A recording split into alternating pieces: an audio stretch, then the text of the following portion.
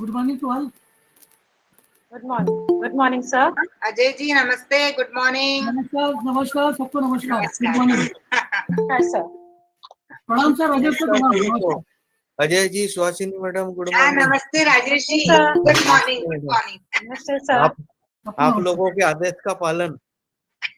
Thank you so much. Thanks a lot. Best wishes madam. बहुत अच्छा कार्यक्रम होता है. नमस्कार मैडम. नमस्कार सर. नमस्ते सौरभ सर. नमस्कार सर. नमस्ते मैडम. नमस्ते. अब मेरे हाथ में मोबाइल है इसलिए मैं हाथ नहीं जोड़ पा रहा.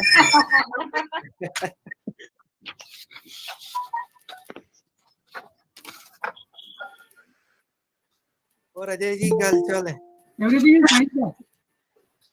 नमस्ते एवरीवन. आप सभी लोगों को गुरु पूर्णिमा की बहुत बहुत शुभकामनाएं. सभी को नमस्ते एवरीवन. आप सभी को.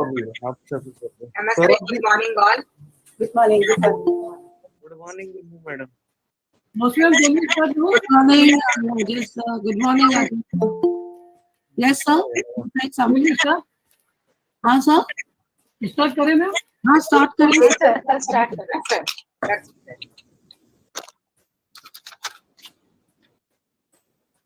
Okay, I'm starting.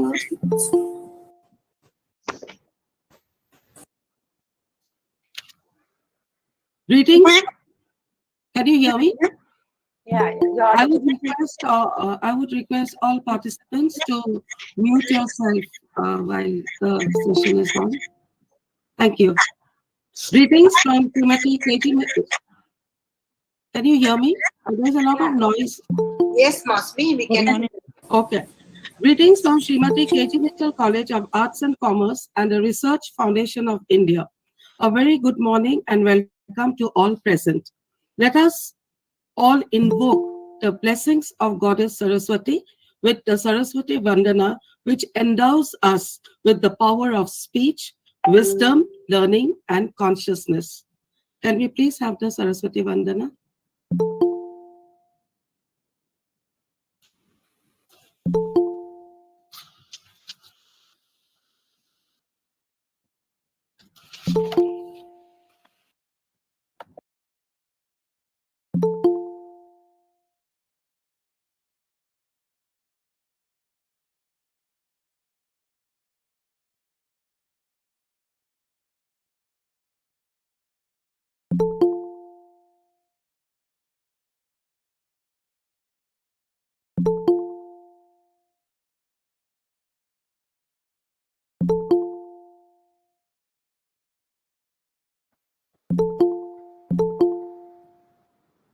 There is a technical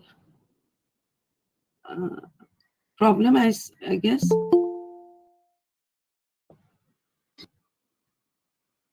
There is a technical snag, I think. Ajay sir.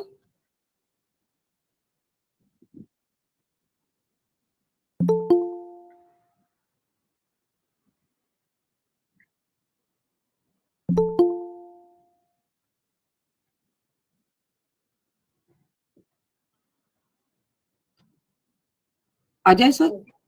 I think we'll have to wait for some few seconds.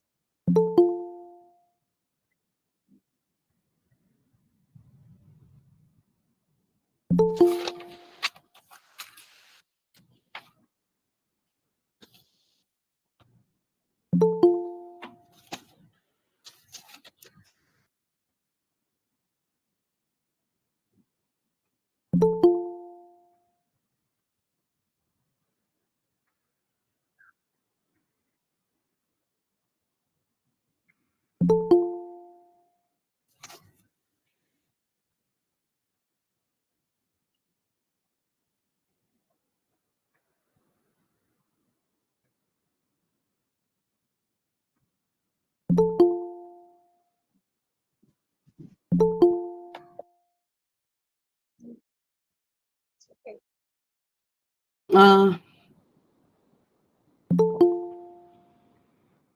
I think Ajay sir's network is, Mostly, just try to connect with him, ma'am. yes, And, I think fine. he's also, his network is having issues, ma'am. I'll just connect with him. One Yeah.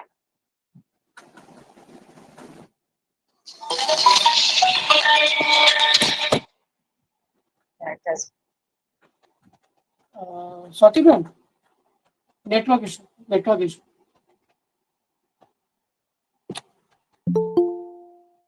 He's having a network issue. Yeah, yeah. Huh. Okay. I'm sorry about the network issues. It's really not in our hands. But we all pray to Goddess Saraswati and invoke her blessings for today's conference. And I uh, go ahead with the conference proceedings. As with anything in life, experience is an expensive teacher. The COVID-19 coronavirus pandemic has been an extremely expensive experience. Certainly, it has not been a very easy year, and it is evident that there are so many lessons to be learned from this once-in-a-generation phenomena. Lessons that can hopefully equip our society for a better future globally. I, Maushmi Galvankar, Faculty, Department of Economics, on behalf of Srimati K.G. Mittal College of Arts and Commerce and the Research Foundation of India, extend a warm welcome to all our dignitaries, participants, colleagues, and our students for today's international conference on lessons to be learned from COVID pandemic, significance of incorporating inevitable changes in diverse sectors, organized by our institution and the Research Foundation of India. I would now like to briefly introduce our institution. The trustees of Marwari Vidyalaya, men of steel and vision, took over in 1984 the formidable task of transforming an old college, BSSS, into a college to reckon with, and renamed it as the Marwari Vidyalaya Sanchalit Srimati Kamla Devi Gauridat Mittal College of Arts and Commerce in 1992. From a modest strength of 700 students, the college today has expanded to accommodate around 4,000 students attending classes in 2 shifts from degree and junior college, and carved a niche for itself in the suburbs. Over the years, the management's trust for quality and job-oriented education has borne fruit. The college was awarded B+ grade by the National Assessment and Accreditation Council, Bangalore, in 2016. Mittal College is affiliated to the University of Mumbai in the Faculty of Commerce. The college now provides most of the courses of the University of Mumbai, like BCom, BMS, BCom Accountancy and Finance, BSc Information Technology, BSc Computer Science, BMM, MCom, and many other courses, short-term courses. I would like to introduce the Research Foundation of India. The Research Foundation of India is strictly working for the social upliftment and higher education quality and Indian research promotion in the form of events like international, national conferences, seminars, workshops, symposiums, and other activities. The Research Foundation of India works for the integration of intellectual ideas across the globe to fulfill the thirst of innovation of humanity. The Research Foundation of India is concerned with improving the educational process by encouraging scholarly inquiry related to education and practical application of research results. This foundation is working for research and development for higher education. It has signed MOU with top universities from India, like Symbiosis, AIT, SAGE, SKDU, Apex, Ekalavya, B.R. Ambedkar Central University, Atal Vihari Hindu University, Gujarat University, and many more. RFI members are faculty, researchers, graduate students, and other distinguished professionals with rich and diverse expertise in educational research. RFI does not take any financial sponsor from any government body. Research Foundation of India has organized 500 plus international conferences, workshops, faculty development programs, symposiums, etc. all over the world. Now, Research Foundation of India is having 87 chapters in India, 18 chapters in Asia and other countries, and categorized in 5 broad West, East, South, North, and Central zone. I, on behalf of both the institutions, warmly welcome all for today's conference and sure that we will all have to takeaways on lessons learned from the global pandemic and tune ourselves to adjust to the new normal of today. Thank you. We were expecting our Honorable Chairperson of Srimati K.G. Mittal College of Arts and Commerce, Shri Rahul Mittalji, but unfortunately, due to his busy schedule, he was unable to join us. I would like to take this opportunity and express our heartfelt appreciation to Shri Rahul Mittalji for his continuous support, encouragement, and motivation in all our endeavors to achieve our institution's vision to the fullest. Thank you, Shri Rahul Mittalji. Now I would like to introduce Dr. Saurabh Jain, present chairperson of the prestigious Research Foundation of India. The Research Foundation of India, as I mentioned, works for the integration of intellectual ideas across the globe to fulfill the thirst of innovation of humanity. Today, we have with us Honorable Chairman and Chief Executive Officer of the Research Foundation of India, Dr. Saurabh Jain, sir. A man of great vision and courage and inspiration, sir is presently also the Vice President of the World Federation of Science and Technology and President of Engineering Research Foundation.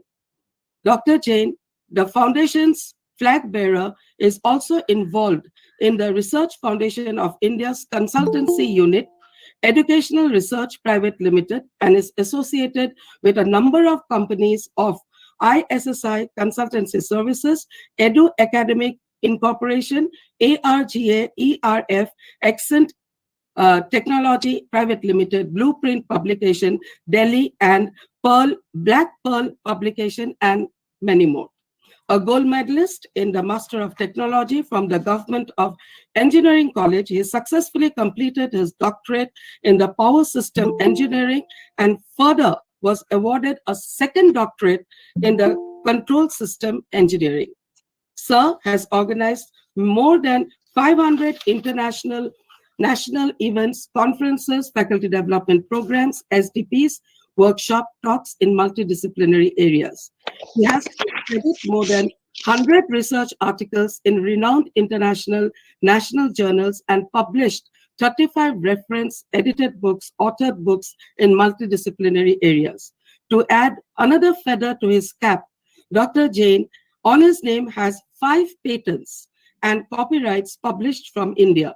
He has also expertise in the field of solar and renewable energy concepts. Indeed, we are so honored and proud and privileged to have Dr. Saurabh Jain sir with us today and wholeheartedly welcome Honorable Chairperson of the Research Foundation of India. Welcome, sir. I request you to take over. Thank you, Dr. Mosmi. First of all, I would like to congratulate to organizer for such a wonderful, successful international conference on lesson to be learned from COVID pandemic. As we know very well, this pandemic time, everyone is facing the problem related to COVID-19. But we are trying to be merged and trying to be convert their minds from COVID to in academic era. So I would like to again Srimati KG Mittal College, Mumbai, Maharashtra, for organizing such a wonderful inter conference. Principal, Srimati KG Mittal College, Dr. Shagun Srivastava. Director, Dr. Srimati KG Mittal College, Dr. Mrs. Shubhasini B. Arya. Guest of honor, Dr. Toprayon. Guest of honor and expert, Vardhana Sare. Special guest of the day, Dr. Sanjeevani Gangwani. Special guest and speaker, Dr. Shauli Mukherjee. Keynote speaker of the day, Dr. Kalyana Chakravarti. And speaker of the day, Dr. Sonal Sisodia. For this interest conference, we have received a number of titles related to COVID-19, and we have selected near about 17 articles related to COVID-19 for this particular interest conference. You can have a good look in the souvenir also. Also, I would like to welcome and thanks our CMD, Dr. Professor Ashok Kumar Gupta, Professor Dr. Priyadashini Agnihotri, President North Board, Professor Ajay Jain, President Central India Board, Dr. Mrs. Subhasini Biarya, President Maharashtra Research Foundation of India, and all the President, chapter head, officers of Research Foundation of India, Innovative and Research Wing. Also, I would like to welcome the person from GHERF, ERGA, and International Research Guide Federation. So thank you very much to call me for such a wonderful interest conference. Over to you, Dr. Mosmi, please. Thank you.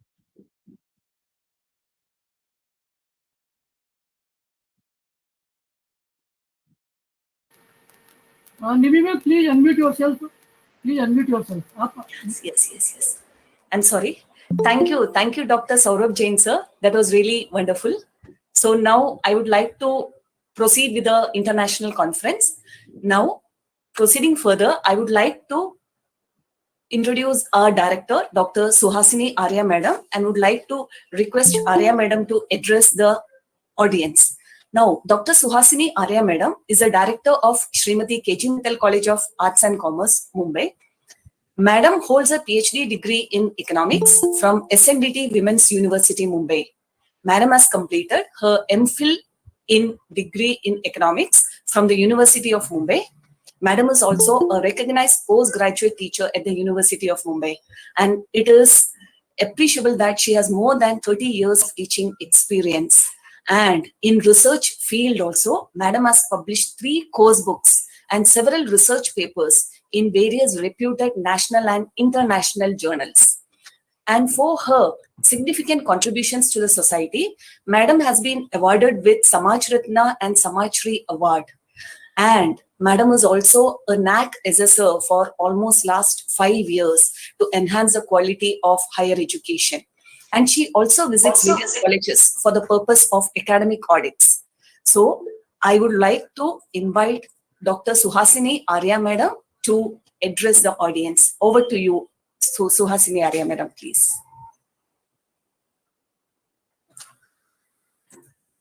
Arya Madam, please unmute. Good morning, one and all. Greetings of the day.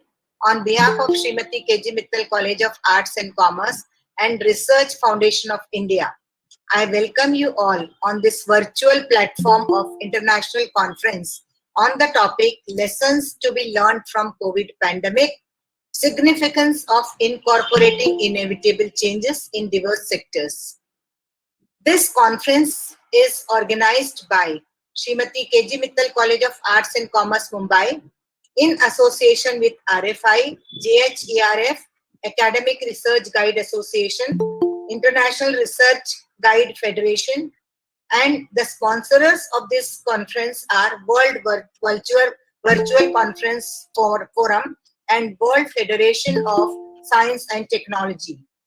I congratulate RFI for their contributions and efforts and generously supporting educational institutions across India to organize webinars, conferences, workshops throughout pandemic.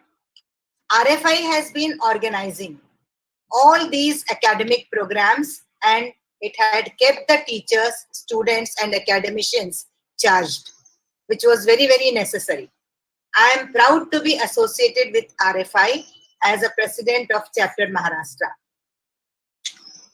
I am pleased to see the galaxy of scholars on this platform for this occasion. On behalf of entire team of Srimati K.G. Mittal College and RFI, I extend warm welcome to today's guest of honor and experts, Dr. Yannakon Toprain, Director of Research and Consultancy Center for Development of Raja Park Institute, Thailand, Vandana Syar, Master of Economics, Professor, Mentor, Croatia, Dr. Sanjeevani Gangavani, Special Guest of the Day and Expert, Dr. Shauli Mukherjee, Special Guest and Speaker, Dr. Kalyan Chakravarti, Special Guest and Keynote Speaker, Dr. Sona Sisodia, Special Guest and Keynote Speaker. Dear guests, warm welcome to all of you. We are honored to have you all with us today, and namaste to all of you. This is my proud privilege that I am here to address the conference, and I happen to see you all, meet you all on this virtually on this platform. Once again, welcome all of you, my guests. My regards to Dr. Saurabh Jain ji, CEO, Research Foundation of India. Saurabh ji, namaste. Shri Rahul Mittal ji, Chief Patron, Srimati K.G. Mittal College of Arts and Commerce. Professor Dr. Ashok Kumar, Chief Managing Director, RFI. Dr. Rajat Sharma ji, National Convener. Professor Dr. Ajay Jain ji, President, Central Board of India, and a very, very vibrant member of RFI, very active always. Dr. Reshu, President. Dr. Priyadarshini Agnihotri, President, South India Board. Professor Abhinesh Karosia, President, West Board. Last but not the least, my appreciations to Team KG Mittal. Principal Dr. Shagun Srivastava, Vice Principal Shwati Parab, IQOC Coordinator Nimi Menon, Shubhangi Mankar, Moderator Mosmi Galvankar, and the entire organizing team for making this program happen. And RFI team also has made this program happen with us. So I also congratulate and my appreciations, full appreciations to the team RFI.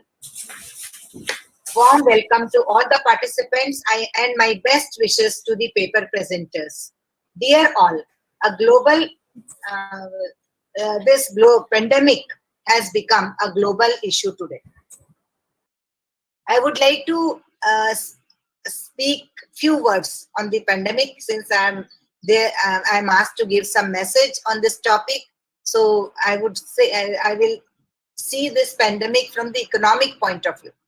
Today's topic, COVID-19, this, as I said, is a global issue. And definitely, you know, like on March 2020, you all saw, it was, though it was said that the pandemic started from the November 2019 itself, some people say it was from December and all, but the official announcement of pandemic was made in March 2020 by WHO. Till today, ups and downs in the number of cases, and second surge of the second wave, and still we are facing this problem, and it has become a big global concern today. Full world is concerned and worried about this issue. Entire world, it is facing economic slowdown because of this. As we have seen that the many countries, several countries of the world, majority, I can say that almost all the countries of the world, they are facing economic crisis due to this global issue, this pandemic issue. And after a century, we are facing such a big problem, and we never expected this, and the world was never prepared, as we never expected such type of crisis to happen. And we were shocked to see this crisis, and we are shocked still. Since March 2020, millions of people, they had been, they have billions of jobs have been lost, and millions of people suffered. They fell into the poverty line, and according to, even India also suffered worst. According to Center for Monitoring Indian Economy, 1 crore Indians lost their jobs during second wave. 97% households, they are left with very low savings, as they had to spend a large amount of money on the healthcare, and they were never prepared for this. This was all sudden for them. Same is the situation in other countries also, because everyone, the issue was the same. We are learning lessons from this pandemic with every new normal. All the economies are struggling to overcome and get away with the worst of pandemic, which at present sounds very difficult, as well as we are all expecting third wave at any point of time. Global recession now seems inevitable. Extent of slowdown will depend upon the government measures to prevent spread of pandemic, along with the suitable fiscal, monetary and welfare measures. And there is an urgent need of the hour is robust fiscal stimulus to boost domestic demand and to sustain investment without giving much concern towards fiscal deficit. If we keep worrying about the fiscal deficit, it is going to be a grave concern again, to recover from this worst. Our policy makers should not shy away from higher public spending and an expansionary fiscal policy to boost the aggregate demand for goods and services, which in turn would restore output and create employment. This is applicable to all the countries of the world. With this brief message on pandemic, on economic health of the countries, I conclude my talk and hand over the next proceedings of the conference to moderator Maushmi Galvankar. Once again, welcome all, and all the best and the best wishes to all of you. Just before concluding, I would like to welcome Principal Ismail sir from Trichy, who has joined with us. Thank you so much, sir, and welcome all of you once again, and my best luck, my best wishes to all the presenters. Thank you so much. Thank you, Arya madam. Nimi madam, if you can take over, please. Yes. Thank you, Arya madam. And your message on COVID pandemic, it is really, it's an eye-opener what we are actually facing. So thank you so much for the message. Now, I would like to proceed with the conference, and in the next session, now I'll request Dr. Ashok Kumar Gupta ji from RFI to address the audience. Now, regarding Professor Dr. Ashok Kumar Gupta ji, sir is having BE and MTech and PGDM, BMS and LLB and PhD degrees. These are his academic qualifications, and sir is currently holding the prestigious position of Chairman and Managing Director of Research Foundation of India. Sir has published more than 50 research papers in various national and international journals, and with a rich experience of 40 years, and that is 30 years in the industrial field and 10 years in the educational field. Sir is having a vast academic experience, and even we can say administrative experience, along with corporate experience also. Professor Dr. Ashok Kumar Gupta ji had visited USA and various renowned universities like Northeastern University, Boston, Harvard University, MIT, Boston University, etc. Now, as far as RFI is concerned, sir is one of the founder members of RFI. And sir is always being looked upon for his dedication and hard work in RFI. And now sir is holding the position of Chief Managing Director. So now I request Professor Dr. Ashok Kumar Gupta ji to deliver his message. Over to you, sir. Thank you, Nimi ma'am. Am I audible? Yes, sir. Yes, sir. Okay, thank you. Hello, everyone. Yeah, someone is, yeah.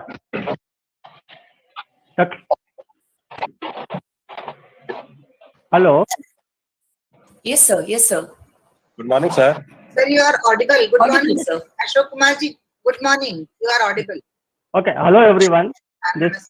Professor Dr. Ashok Kumar Gupta, CMD RFI, looking after RFI's Delhi NCR office.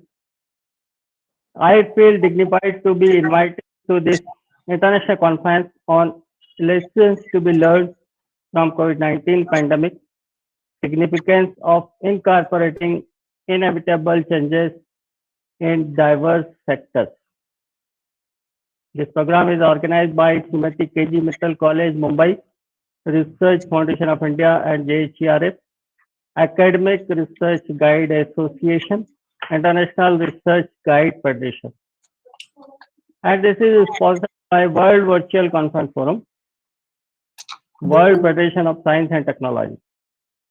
As far as corona disease COVID-19 is concerned, it is an infectious disease, usually the coronavirus.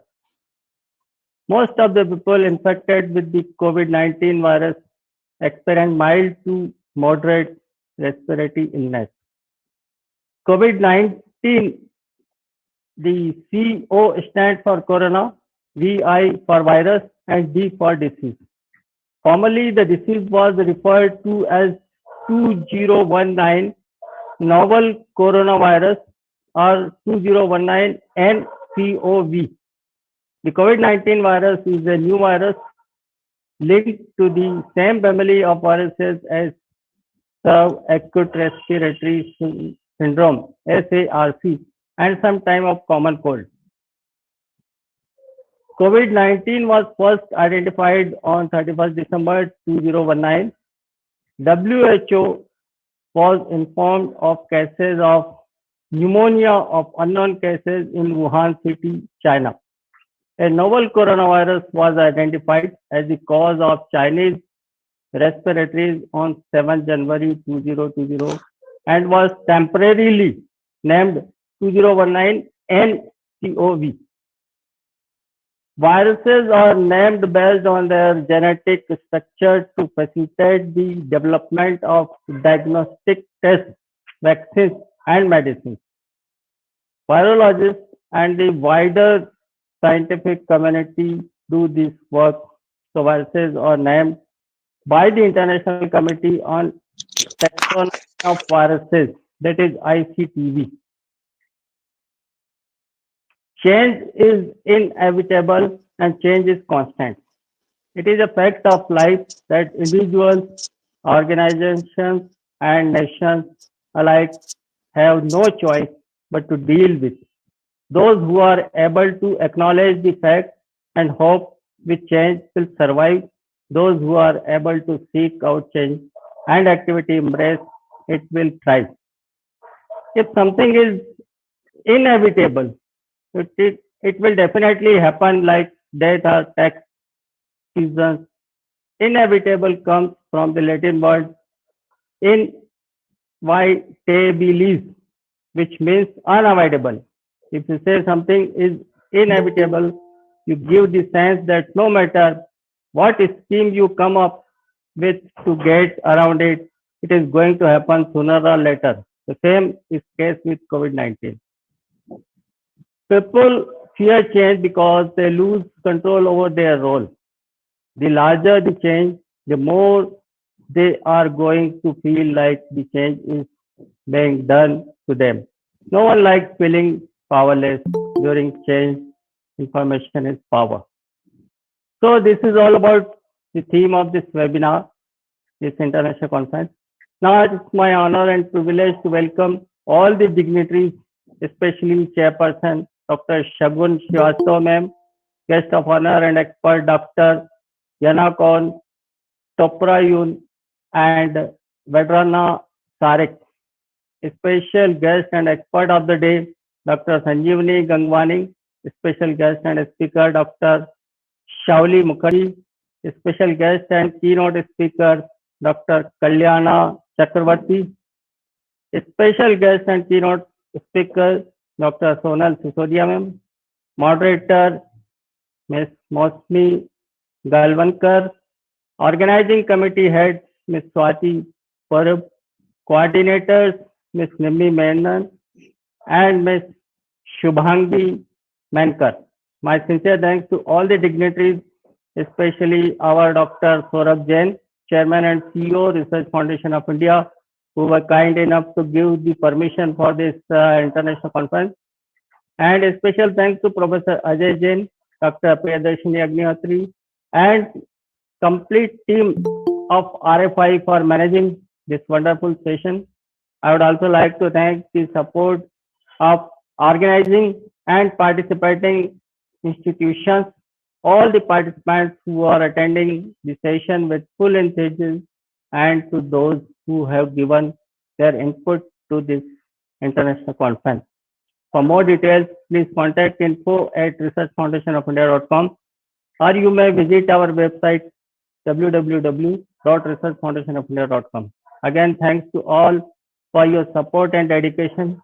Thanks a lot. Over to you, Nimmi ma'am. Thank you. Thank you. Thank you so much, sir. Thank you for throwing more light on the theme of today's conference. Now, proceeding further, I would like to call upon Honorable Principal of Srimati KG Mittal College of Arts and Science, Dr. Shagun Srivastava Madam. Dr. Shagun Srivastava Madam has a teaching experience of 30 years, and currently she is holding the position of Principal of Srimati KG Mittal Art College of Arts and Commerce. Madam has chaired various committees at college levels like Women's Development Cell, Examination Committee, Internal Complaints Committee, Research Cell, and has also been appointed as a subject expert in CAS interviews. Madam is an academician and a researcher by profession. Now, regarding Madam's academic qualifications, she holds a postgraduate degree in economics from Mumbai University and has been awarded gold medal for securing the highest marks in industrial economics.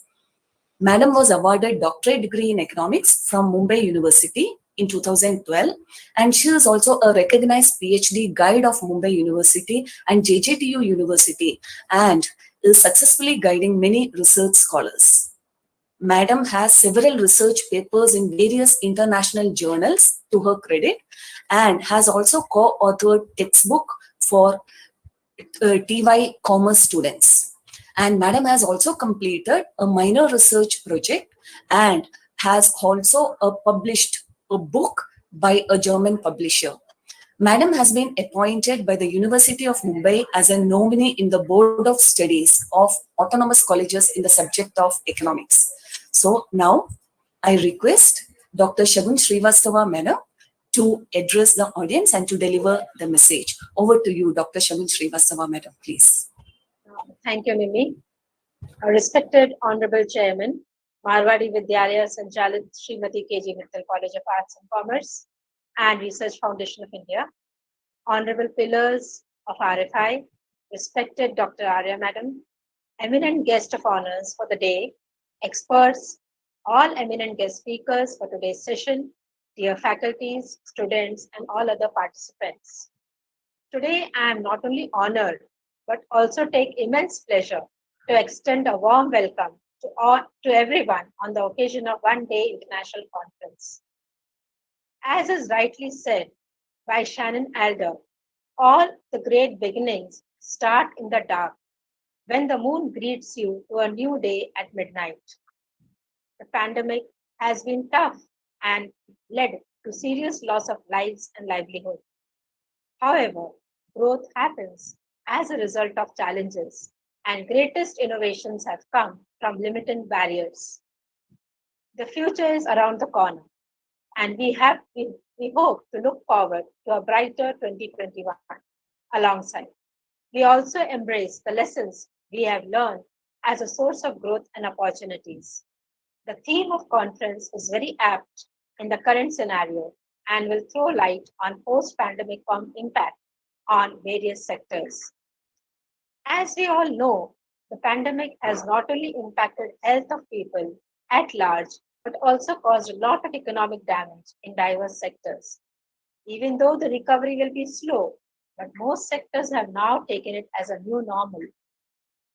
We have no choice but to accept the new normal and move on. While the overall economy has taken a hit, some sectors have converted this threat into opportunities and are set to see immense growth in the post-COVID era. The use of for work commitments, education, and entertainment have seen a massive rise in popularity. Apart from other quite a few sectors, food and retail chains and essential commodity providers have emerged as winners. The FMCG companies who have rolled out a range of home sanitizing products, chemical manufacturing companies are expected to see a spike too. Healthcare sectors are witnessing immense investments in the aftermath of pandemic. Work from home and curbs in physical movement has changed the modus operandi of not only the sellers but also the buyers. Online shopping has surged, and companies like Amazon, online services like VFast have seen a significant increased demand, and services are moving quickly and efficiently. Workers and consumers too are getting accustomed to the virtual mode of communication and transactions. The pandemic has accelerated digital transformation and has helped most business organizations to reduce the cost, and the tools which were already in hand are being put to better and fuller use. Adaptability has become the game changer, and previous barriers to transform are being kept aside. They have been shifted to more cloud-based activities, accelerated process automation, adjusted their approach to change movement, and made permanent changes in the organization strategies. Nevertheless, the secret to successful transformation lies in human resources, as expected growth centers around employees and customers, such as workforce training and experience management. To emerge stronger from the COVID-19 crisis, companies must start reskilling their workforces now. It is a need to adopt consumer COVID resilience operating model. To sum up, moving forward from a crisis, a company that invests time and energy into considering the upcoming risk and determines the right action for each is more likely to turn potential surprises into strategic opportunities. In and after action reviews, organizations analyze how to perform during a crisis response. Collecting data and insights from lessons learned can help business to recover and help leaders identify and prioritize areas for improvement. There is a need to address challenges and capitalize on strengths. To meet the challenge, companies should craft a talent strategy that develops employees' critical digital and cognitive abilities. Today, we have many expert guest speakers who are going to enlighten and enrich us on this area and help us to widen our knowledge horizons on the lessons to be learned from the pandemic.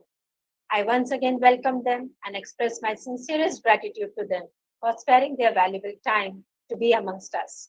We have amongst us many paper presenters in the second session of our conference with their novel findings. I'm sure that all of us will have an enriching and fruitful experience in today's conference. My best wishes to all, and I wish everybody to have a great day ahead. Thank you. Thank you so much. Thank you very much, Dr. Shagun Srivastav, Madam, for your valuable insights for the proceedings of this conference. I now take the privilege and honor to welcome today's guest of honor, Dr. Yanakuram Toprayun, Director of Research and Consultancy Center for the Development of Rajapark Institute, Thailand. We are indeed so fortunate, sir, today to have you with us. Sir, your work speaks volumes. Your work speaks volumes of your commitment and continuous determined efforts in the pursuit of quality research work. So a brief introduction to all about Dr. Yanakuram Toprayun. Along with his current position as the Director of the Research Consultancy Center, Sir is also the editor of the Journal of Rajapark Humanities and Social Sciences, Director of Master of Arts from Arts Program, then the management of Raja Park Institute and speaker for creating new researchers in the National Research Council of Thailand and Thailand Research Association. Sir is chairperson of the Training Subcommittee, the Association of Research of Thailand, and Subcommittee Research Ethics in Humanities. Vice President, Executive Council of Forum for Advanced Training in Education and Research, Academy of India. In 1999, he was awarded the Bachelor degree of Law from Sri Prathum University and further pursued a Diploma Masters in International Trade Law from the Thai Bar Association. He earned his master degree in Political Science and Public Administration from the Ramkhamhain University. To his credit, Sir has a number of certificate courses in the Management Japanese Style University of Tokyo, Advanced Good Governance Training from Fulton University, USA, and many others. His expertise area in public administration, urban development, king science, sufficiency, economy, philosophy, waste management, public policy, systematic thinking, research methodology, and training of research. Dr. Yanakoram has been honored by various prestigious forums, organizations, universities globally. Sir has various publications in internationally renowned journals and have been a resource person to a number of conferences, international, national, workshops, seminars, symposiums. I, on behalf of Srimati K.G. Mittal College and the Research Foundation of India, feel extremely privileged and honored for your esteemed presence today with us, and with great pleasure welcome you with our deepest sense of gratitude and appreciation. Sir, I welcome you, request you to take over. Thank you. Welcome, sir. Most welcome. Yes, thank you for introduce. And my CV is so long. Thank you, moderator, for the complete my introduce. Okay. I would like to share, and I would like to say thank you, Professor Ajay, for giving me to the conference today. Hopefully, the next time we can join in to make conference. Okay. And then let me share my presentation. I have between 15 or 20 minutes for sharing. Hold on.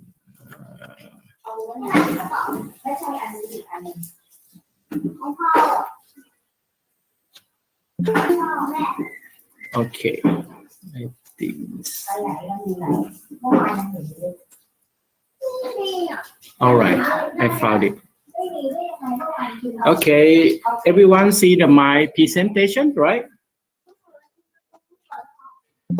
Yes, sir. Okay. This is my topic today. My topic, lecturer, information technology is commonly used in the teaching to the adjust during the COVID-19 epidemics in Thailand. How I can introduce what's going on in the Thailand now. The Thailand now is, I think same thing, the India, the COVID-19 make the people die every day is more going up every day, right? And how the lecturer in Thailand to the disrupt when the COVID-19 come. First one I would like to talk is in Thailand, we have the over 310 colleges, university, the academic institute for the teaching the people in university. And then the ranking around the world in the Thailand, we have the name university, the number one, Mae Pha Luang University is the ranking around the world between 600 to 800 number around the world. And in the Thailand, we have the ranking number one, Chulalongkorn University, but Chulalongkorn University is number 810 ranking around the world. I don't know what's going on. All right. And in the Thailand, have the student come to another country, and the number one in the China. Now the China come to the Thailand for the studying between over 17,000 people per year. And the second one, Myanmar. And the third, Cambodia. And four, Vietnam. And five, Lao people, Democratic Republic. And for four country is the caught in the Thailand. I know why they come to the Thailand for the studying. And number six, Nepal. Nepal caught in the India, right? And Indonesia, Korea Republic, and the United States.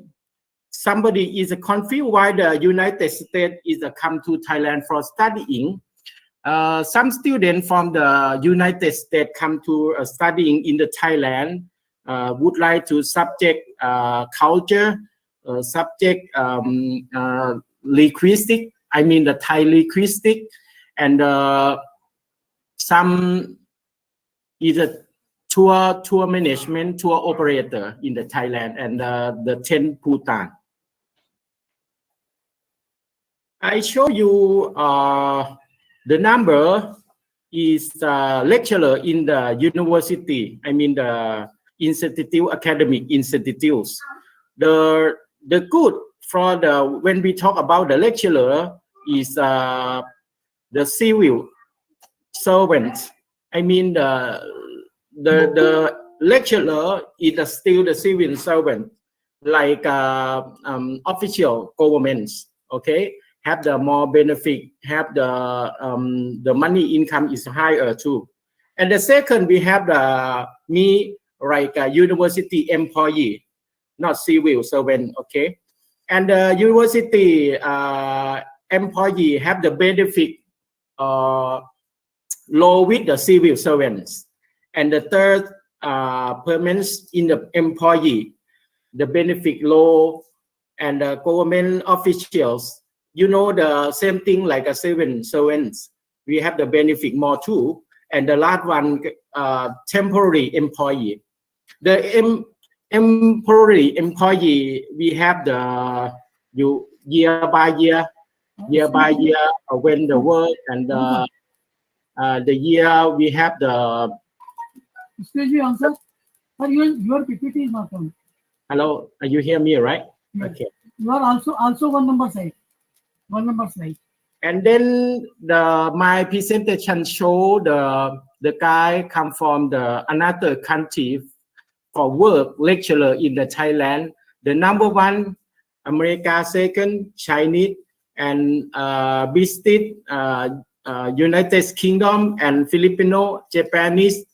And I would like to show you what the number for the Indians lecturer come to the teaching in the Thailand. I see have the level number 5. Now we use the India guy for the lecturer in the Thailand number 5 in the board from the number of personnel coming from abroad, right? And what guy the India come to the teaching in the Thailand, what is subject? Number 1, technology, computer, yeah. And second, from the social science, I mean like language, and art, something, and Buddhist teaching, something like that. And the number of personnel in the technology and information system. When we talk about the lecturer, Dr. Chopra, yes. I would request you to just move the PPT. The PPT is on the first slide. Okay. Oh, now it's the first slide, right? It is on your title slide, sir. If you, it is, you have to. Hold on. So we can't see. All right. Sorry. Let me check again. So okay. We are not able to see the PPT right now. Oh, I don't see. Okay. Now, okay. Now you see my presentation, right? No, sir. We are not able to see. Nothing. Oh, now it is coming. Now we can see. It is loading. All right. Oh, sorry. Because I see the presentation only. I don't see. It is loading, sir, right now. Okay. What is the problem with the lecturer in the Thailand? It's okay, sir. The first one leg of the teaching material. I mean, I talk about the like a laptop, computer, case, cable, something like that. Yes, sir. And the second shortage of the supply about the computer. In the city, I mean in the metropolitan, in the city don't have a problem that, but unburn the city, we have the some college not too much for the budget for the pay for the computer, pay for the technology, and the internet too. Somewhere in the Thailand, the networking is not perfect. I mean, not valuable. And four is the owner. I mean, the president. I mean, the executive, the university executive university. That is not support. And five, rate of the teach apprentice, and the last one, shortage of the personnel. Now we would like to recruit the India come to the Thailand for the teaching technology, and some from United States and come to the some country for the teaching in the technology for studying. And then, all right, why is the Thailand use technology? Because now is an emergency.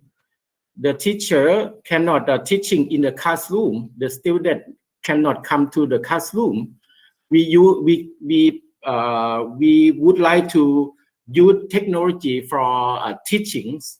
I show you the process in the Thailand when we use the program for the teaching the student. Usually we use the Webex, and the second like a Google Meeting now, and a Microsoft Teams, and the last one Zoom. And the Zoom, have the 40 minutes for use it, and the people don't want to pay. Now is the price is okay. Before is expensive. Now it's okay. Okay, and for full program, I show you some, request the people for seminar in the program 100. Some program over 100. Some program have the limit time. Some program is support when you teaching. Some program is hard for the people, for the teacher for use it. And my presentation show usually the application, the teaching use it. And I would like to talk the COVID-19 come to the Thailand, make the lecturer is a disruptions. When the COVID-19 pandemic case, the adjustment to new normal. What about a new normal? The lecturer should think how we can do when we teaching is safe for student and safe the YouTube.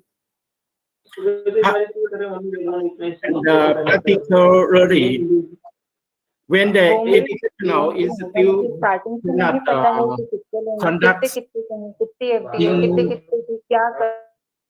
everyone. कहाँ से इधर क्यों transfer कर रहे हो?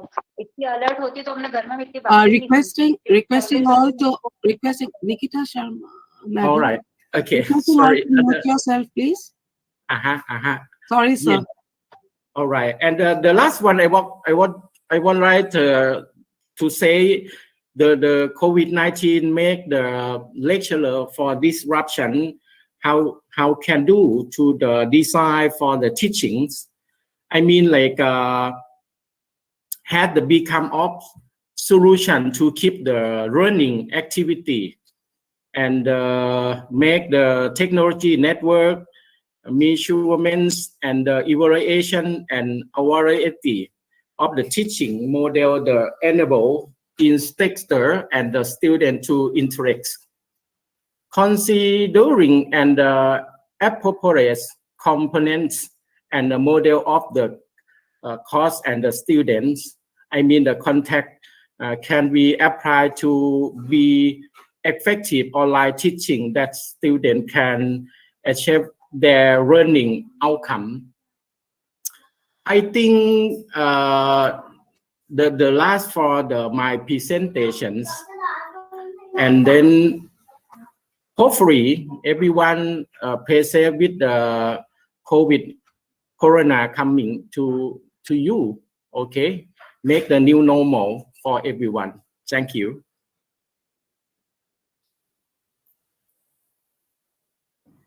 Thank you, sir. Thank you, sir, for such a insightful and enriching session and giving us so much food for thought to take back. Thank you very much, sir. I would like to now proceed with the proceedings of this conference. And we had with us Professor Vedna Sarek. But unfortunately, she is a little unwell and has sent message that she will join back, try to join after some time. But I would just like to introduce her and tell you about her profile. She is a professor mentor of economic subject. She is employed in a vocational school in Croatia. 10 years of experience in education. She is the national coordinator of ENO Environmental Online and national coordinator for the Magical Intercultural Friendship Network project. She is the initiator and participant of a project called PIN, where her school was the holder of a project in an amount of about 100,000 euros. She is the winner of the award of awards and educational worker in Croatia in 2019. She had several webinars, more than 120 hours in web classroom, Croatia, IT tools as an example of sharing good practice.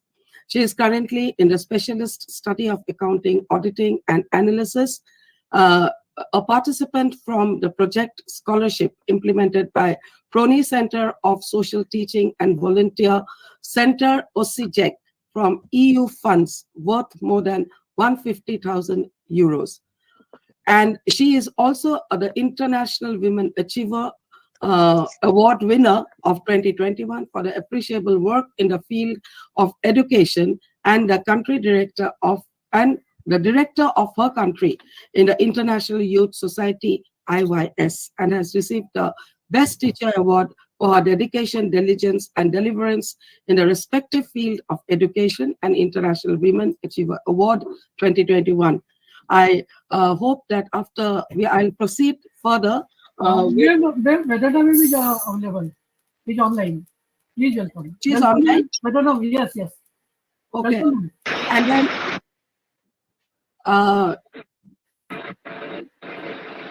Dr. Vedna Sarek is also the winner of the Public Relation Award of SHPE 2021.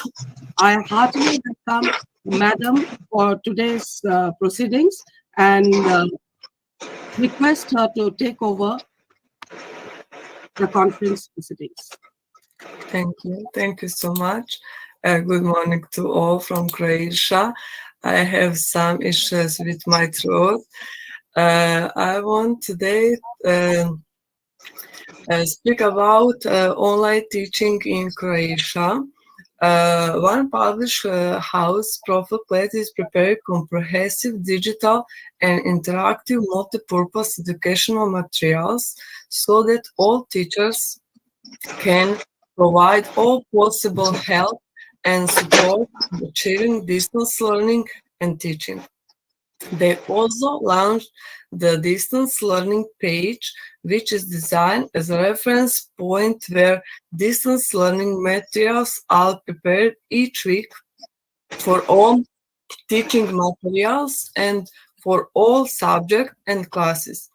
In addition to preparation for distance learning, easy digital content and many other digital or interactive materials have been signed out on the page from each subject separately for each class.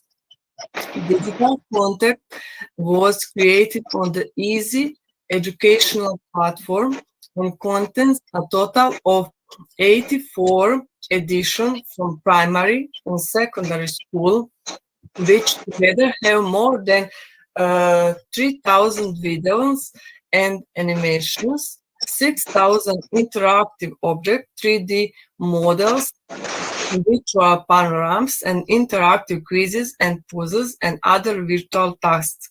In addition to the incredible number of educational content, an important feature of a large number of them is the possibility of teacher checking the success of solved tasks.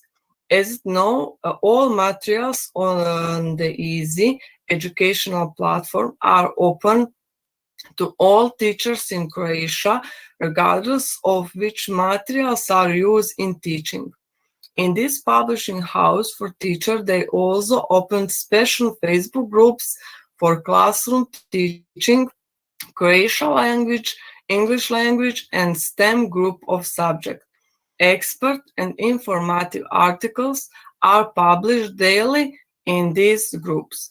Schools and teachers during this online teaching show refulness, patience, will, and great love for their students. This is all from me. Thank you so much for attention. Thank you, Veterana Sarat ma'am, and thank you, a special thanks for taking the trouble, even if you are unwell, to come and join and give us your insights on the conference held today. Thank you so much, madam. I further proceed with our next speaker of the day, Dr. Sanjeevani Gangwani, madam.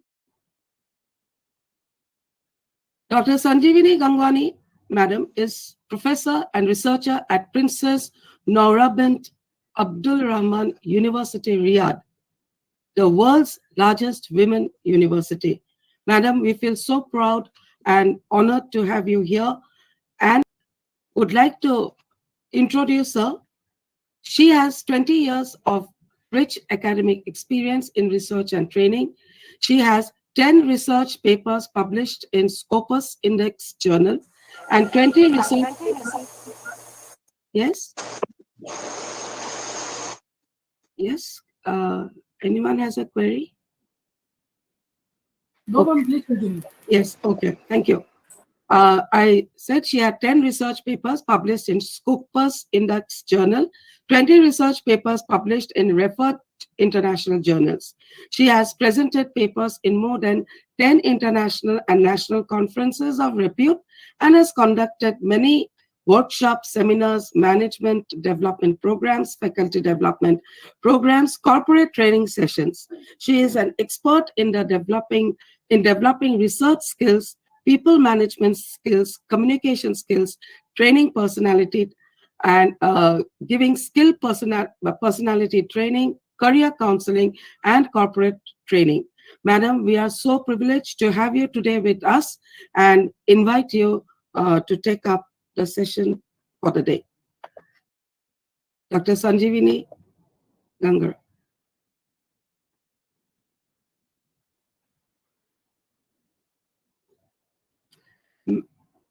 Dr. Sanjeevani Gangwani, madam, if you can unmute yourself, please. Can you hear me now? Yes, ma'am, we can. Thank you so much. Okay, thank you. I said I am very much grateful to you for my introduction. And I am thankful to KG Mittal College, Mumbai for making me part of this conference. And I'm also thankful to Dr. Parul Sharda, who is MP Secretary of Research Foundation of India, who invited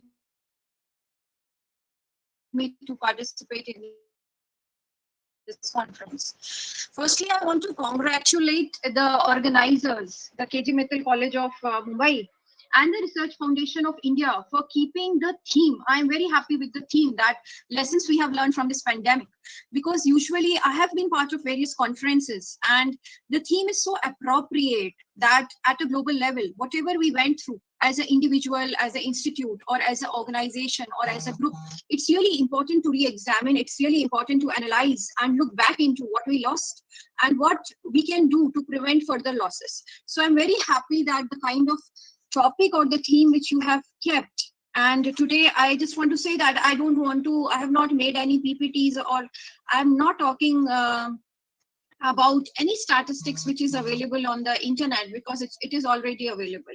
As an individual, I just want to speak from my heart, whatever I felt and whatever I experienced during this pandemic. So I'll just start now. Now, the conference is related to the lessons we have learned from this pandemic, and we are talking about various sectors. The first experience which I felt myself was the aviation sector. When the lockdown was announced, a global lockdown was announced, and many people were struck, and we have to travel, and we were told that, okay, there is no work and you have to work online, and we have to travel from one country to another.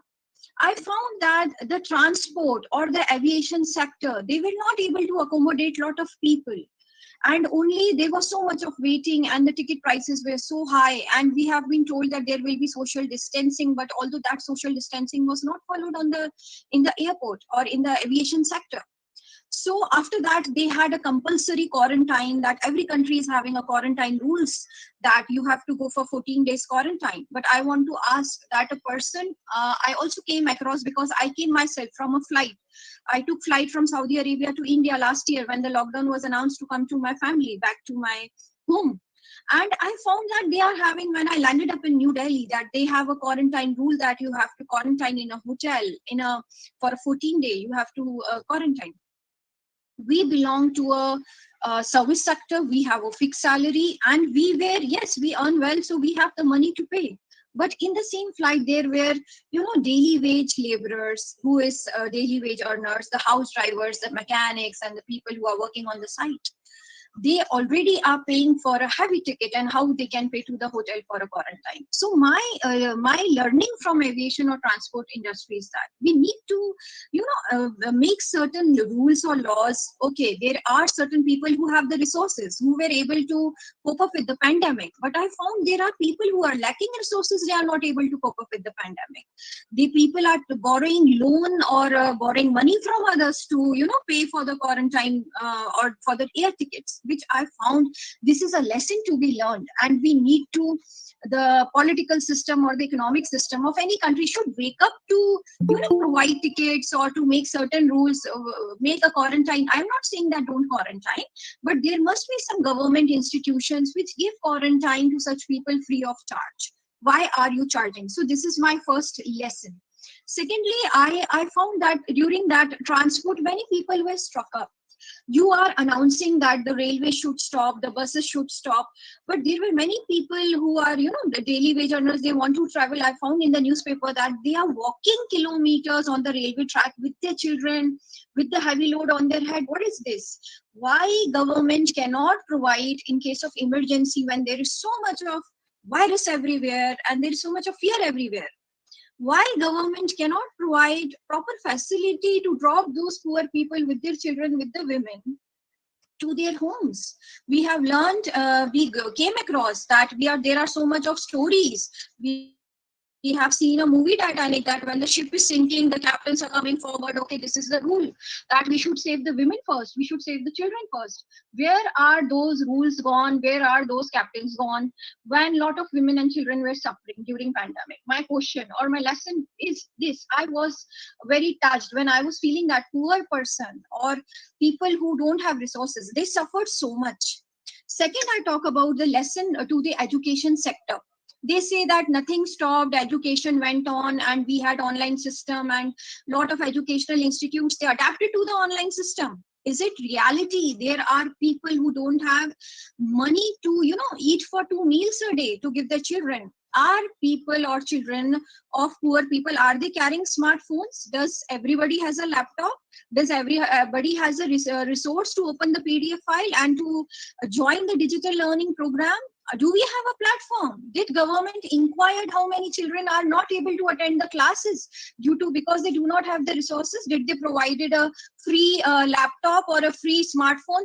I'm not saying provide them permanently, but still till the pandemic is there, till we are not having the offline classes, till the government of any country, I'm not talking about the developing country or the poor country, even I'm talking about the developed country, because there are experts, everybody is not rich. So this is the second lesson. When we are making any rule, are we sharing the resources? Is there equality in the resources, equality in the rules? Why are we just presenting the goody things in the society when so much wrong is happening in the society? So we need to learn a lesson that whatever we are making a rule, are we making any strategy or a backup plan for the people who lack the resources? This is my question to the entire educators of who are part of this, or the participants who are part of this conference. Second, I want to talk about the health sector. We all found we lagged. We were not sufficient enough to vaccinate the people in masses. Still there are fights when you go to the vaccination centers. People are fighting for the vaccine, that we are standing for 1 hour and we are not being vaccinated. Is this the way? Is this the way that we have so much of population and we lack so much of vaccine, and it is taking so much of time to make the people vaccinated? Why can't we have officials, employees who ensure that we have sufficient number of vaccination to, and why can't it happen faster, more faster? Why can't the vaccination centers work for 24 hours as the hospital services work? So we lack in the health sector. We found that we are not enough. We do not have that much of medical facilities. Even apart from so much of development, even apart from so much of technology, people were dying because they were not having bed. Rich people, they were able to get the bed, but why poor people were not able to get the bed? What was that? So I just observed that there is a disparity. When I was reading the newspapers, there exists a disparity to provide fair medical facilities across all the economic sectors, irrespective whether you are rich or poor. And when I talk about the economists, when I talk about the economic sectors, we have so much planning centers, national planning center. But where are those plans gone? So they make very long-term plan, the 5-year plan and all those things. Why can't they make a very strong plan to fight this pandemic? That means every country was not self-sufficient to fight with the pandemic. The economists, they did not play their role well. The scientists did not play their role well. The government did not play their role well. I found the economic, political, social sector of every country was affected by the virus, in spite of the resources, in spite of the people they had, so much of educated people they had. Next, I want to talk about the political sector. As I've already addressed, that government were announcing a lockdown, okay, from 6 p.m. And it was so funny that we are operating from morning 10 a.m. and 6 p.m. After 6 p.m. there is a lockdown. On Sunday there is a lockdown. So virus has a timetable. Will virus is not active during 10 a.m. to 6 p.m. Virus will be active after 6 p.m. Is virus on night duty? So it was very funny how the rules were coming up. Or Sunday there is a lockdown. So virus is active on Sunday and the virus is not active on the other days. You should have whatever rule you are making for the lockdown. There must be some logic. I found that during the lockdown, the planners, the politicians, I don't know what meeting they are having, the logic was lacking in that particular. There is one more lesson to learn. And there are so much, we are having so much of degrees on international relations and BBA in international relations and whatnot, MA in international relations. Where those degrees working, where those people who have the degrees of international relations working, to not only help people of your own country, but to join hands together and to come as a one unit to fight globally against that virus. Because there were countries who were lacking resources and there were countries who have ample of abundance of resources. So where those degrees of international relations, where they're working. So another lesson to learn from that pandemic, no matter what degrees we have in international relations, but it was not working properly. This was my observation. Next is the social sector. Many people were, saying, they were talking about the social life. There were doctors who were not allowed to go home. There were nurses who were not allowed to go home for I don't know how many days, because they were working 24 hours, they were working 48 hours. Is this humanity? Because they are into health sector, so they are working. And there were some doctors who had their own private personal clinics, but they were hiding in their home. They don't want to come up because they don't want to encounter their virus. So is this the way that one people who are acting as real heroes, they are suffering? There is no work-life balance, and one people, they are hiding themselves. So work, the responsibility, it was not equally divided among all the, HR. It has to be equally divided. What the entrepreneurs are doing, why there was no social responsibility shared by people who are rich. I found that during the lockdown, the first lockdown, the Bollywood and Hollywood stars, they were posting their TikTok videos, making, recipe, and Shilpa Shetty's, brooming, and I don't know what they are doing. They are cleaning the floor. What is this? The entire country is suffering, and you are posting a video on the recipe. You are posting your TikTok videos. Some people, they were talking about, there were a lot of researches, on the internet. I read, they were talking about mental health, and people who are, I was very surprised that in some corner, when we were in a corporate life, when we work for 10 hours and 12 hours, we complain we do not have a time for a family. God or the situation gave you time for the family. You sit at home, you do nothing, and you work from home. You are given a solitude after so many years, and I found that people, they are not able to take the solitude. They are talking that we are having depression, we are suffering from depression. So one factor which was very much important is freedom, the freedom to move, the mobility. It is so important that it was affecting the mental health. They were feeling insecure. So we should not misuse the freedom we have. We have to respect the freedom we have. We have to respect the mobility we have in the country across whatever we are working. So these are the factors these were the burning questions which I shared in the conference, because I wanted to highlight. And I don't want to say that I only observed the negative, but the positive was that the perception of people changed for the vaccination. We usually say to the parents, you vaccinate your child for the measles, for the chicken pox, etc. to prevent, because prevention is better than cure. But people don't believe. They don't get their child vaccinated unless their child catch the typhoid. But during this pandemic, the entire world realized that yes, vaccination is the way to stop this pandemic. So the perception of people, even of uneducated people, they developed a trust for the vaccine. So it changed that yes, we need to be vaccinated to stop the vaccine. Another was that there was one sector which was able to, wear the mask, following the instructions, social distancing, which government is saying. But there were certain people who were not able to exercise self-control. So why people were not able to exercise self-control? Because we do not have strict rules for people who are not obeying the laws. They are without mask. Why government has to run after them? Because you are with one person who is getting affected with the virus, you are infecting other 100 people with the virus. So this is what I want to say, and I want to conclude my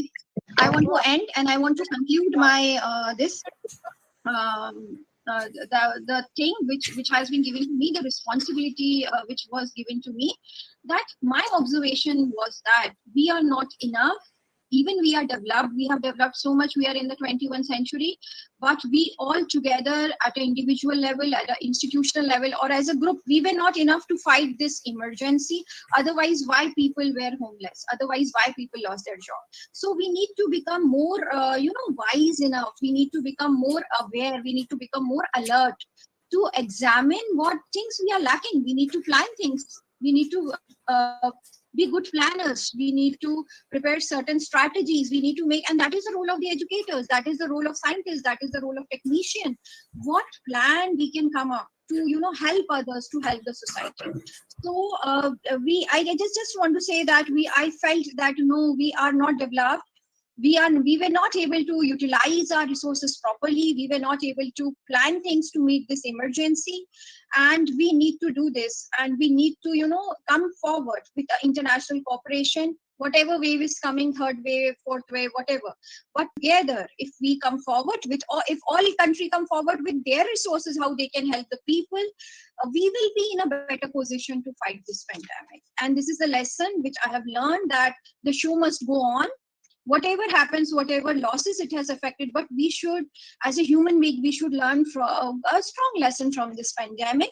And I found that people, at the end, I just want to say that I found that people who are spiritual, who believe in God, even when they lost some young people in their families, even when they lost their jobs, they were able to, bear the loss or bear the fight of pandemic. So that is the power of God, that is the power of Creator, that we should, whatever situation, in whatever situation we are, but that belief, that faith, it was giving power to fight the pandemic. So with this, I want to wish all the best to all the participants for their studies, for their presentation, in how they can contribute positively to this conference.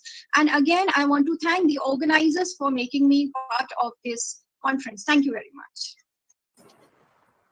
Thank you so much, Dr. Sanjeevani Gugwani, madam.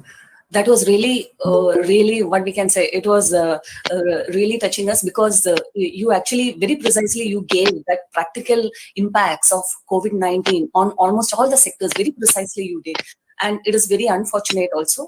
So thank you so much, madam, for your valuable time. So now moving forward, I would like to introduce our next speaker, our special guest for today, Dr. Shauli Mukherjee, madam. I take it as my honor and privilege to introduce Dr. Shauli Mukherjee, madam, a very passionate educationist and a thoughtful leader with a background of setting up and leading new age K-12 schools. Now, madam has a very vibrant educational career for more than 20 years, and she has dedicated her life towards promotion of child-centric and activity-oriented education. Dr. Mukherjee madam has been the founder principal of Edamas World School and STEM World School, the first STEM school in West Bengal. And under madam's inspiring leadership, the STEM World School had been ranked and awarded as the second best international day school in West Bengal by Education Board. According to Dr. Mukherjee madam, the purpose of meaningful education, it is to develop lifelong learners, creative thinkers, and responsible global citizens. And it is very much incredible that all through her career in the education, Dr. Mukherjee madam had actively contributed for the process of creating a very stress-free curriculum for children of all age groups. For her outstanding contributions, madam has been awarded with numerous awards and accolades, and I'm just naming a very few: National Quality Excellence Award, Gem of India Award, Sarvepalli Radhakrishnan Award, Gurupneshit Samman, and many others. The line goes on. And madam has always also been awarded for being India's top 50 women leaders in the education industry by the Academic Council. Madam is also associated with premier educational institutions across India, and she is also a very highly prolific motivational speaker, and she has been regularly invited in various national and international conferences, summits, conclaves, and events, where she had shared her insights on the transformative role of education. Currently, madam is working as the director of School of Education and Dean of Students Affairs at Edamas University, Kolkata. We are really privileged to have you with us today, madam, Dr. Shauli Mukherjee, madam. So now over to you, madam, please. Thank you so much for that excellent and warm introduction. And right at the very outset, I would like to express my heartfelt thanks and gratitude to the organizers of this international conference and for extending an invite to me to speak on this platform. It's absolutely a pleasure. I think the topic and theme of this conference is extremely relevant and it's very, very significant. That is, what are the lessons that we have actually learned out of this global pandemic? And especially being a passionate academician for the last 23 years, I will be speaking, contextualizing my deliberation on education itself. So we all know that the 21st century world is a VUCA world. And by that I mean it's a volatile, uncertain, complex, and ambiguous world. where we are faced with unheard of and unique challenges almost on a daily basis, almost on a regular basis. The chaotic, turbulent, and rapidly changing environments in which we live have actually become the new normal. Exploding technological developments, dramatic demographic growth, immigration, ecological disasters, and geographical trends.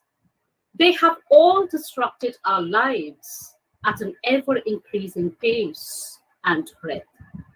Now, these circumstances, definitely accelerated by the global pandemic, have caused a major breakdown of order in almost all the organizations, and that definitely includes education as well as higher education. As the four VUCA components of volatility, uncertainty, complexity, and ambiguity, they interact with each other in chaotic and sometimes in a really conflicting way and manner. Now, in all the last few months, and now I would say it's 1.5 years or so, since the world has been embroiled in a global pandemic, there actually have been considerable debates, discussions, and dialogues about how higher education should both cope with its immediate threats while also considering pivots towards new models and innovations for the future. Now, actually, thanks to the COVID times, which had caused major disruptions to our traditional thought patterns concerning education, and it actually compelled all of us, those of us who are there in the educational fraternity, to think and act outside the box and impress considerable flexibility and adaptability, and to devise innovative strategies and methods to significantly address the emerging complexities concerning the sphere of education and higher education. Now, I think one of the significant learnings that we have, or one of the significant lessons that we all have learned during the pandemic, is that the world does not require mechanical minds, minds which are loaded with facts and figures, minds which are systematically formulated to think alike. No, that is not what the world requires. What the world requires is creative and innovative minds, minds which are capable of divergent thinking and out-of-the-box ideation. That is what the world requires. We have also learned that the real world, which is beyond the confines of the physical infrastructure of an educational institute, actually rewards those amply, those who can think out of the box and can carve their own path in their lives. And in order to sustain and thrive in the 21st century ever increasingly complex workforce, the learners have to be more oriented towards collaboration and cooperation rather than cutthroat competition. In order to address and challenge the emerging global complexities, we are in need of these creative and innovative minds. We have also learned that significant focus has to be placed on prioritization of the essential 21st century skills. Now, we keep on saying that we have to reimagine education and learning for 21st century learners. Now, in order to do that, we have to hone the essential 21st century skill sets in our young learners. Skills such as critical thinking, effective communication, creativity, meaningful collaboration, analytical thinking, complex problem solving, effective and fast decision making, and at the same time, nurturing one's emotional intelligence. which is the need of the hour. So we have to understand that we have to give importance to all the different kinds of quotients, and we have to stop prioritizing only on one kind of quotient, and that is intelligence quotient. So since now everything has been IQ and IQ, it's always intelligence quotient, but we have to understand that we have to give priority to EQ, intelligence, emotional quotient, CQ, creativity quotient, PQ, passion quotient, HQ, happiness quotient, SQ, spiritual and social quotient. And the most important lesson learned during the pandemic, that we have to hone the AQ in our young learners. And by AQ, I mean adversity quotient. Now, how to deal with the vagaries of life, how to deal with the uncertainties of life, how to deal with the unpredictability of life. So it is extremely important to hone these kind of quotients, especially adversity quotient, which is AQ. We have also learned that we must allow our young learners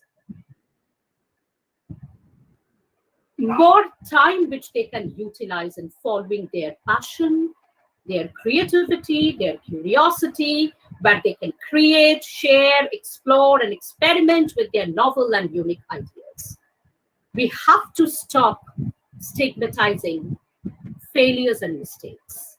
And we have to understand that both are essential components of an effective learning experience.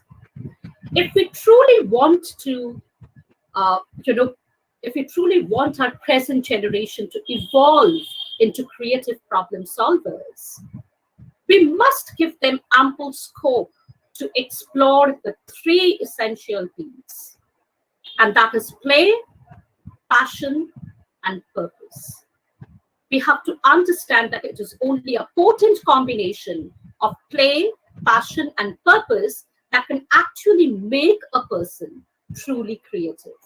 And we must allow these creative minds to not only seek innovative solutions to the problems around them, but also to seek inherent problems in the existing solutions. The learners should have complete responsibility and ownership of their own learning. And in order to make that happen, we must give them both choice as well as voice. I repeat, both choice as well as voice, in order to determine what, where, and how they would want to learn. Now, who's going to make all these things happen? Definitely the teachers and the educators. So we have also learned that in order to nurture such creative minds of our learners, the education leaders, the educators, the education policymakers, in fact, the entire educational fraternity, they must come together to reimagine their roles in driving this momentous shift towards empowering individual learners by maximizing their learning potential to ultimately evolve into self-motivated and lifelong learners. Both the educators as well as the learners have to wholeheartedly embrace the concept of anytime and anywhere learning. And they have to stay committed to continuous learning, unlearning, and relearning across all the significant phases of their lives. In fact, one of the most positive offshoots of the global pandemic happens to be the paradigm shift from teaching to learning when it comes to the educators, whom we all presume would definitely continue to inspire, to motivate, to stimulate, and at the same time to facilitate the love for lifelong learning among the learners and definitely among themselves. It is for all of us to realize now more than ever that teaching is not a mechanical task of transferring knowledge and content from one person to another.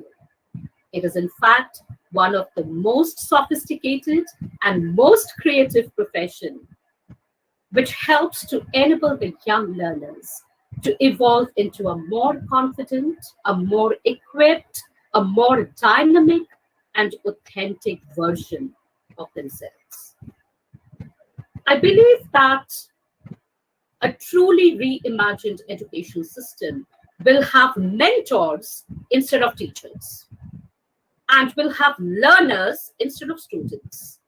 Now, from the sage in the stage, the teacher has to evolve into a mentor who will be a guide by the side, a co-learner, a friend, a coach, who will not indoctrinate, who will not teach, who will not give all the answers, but rather will probe the learners to seek the answers and solutions themselves.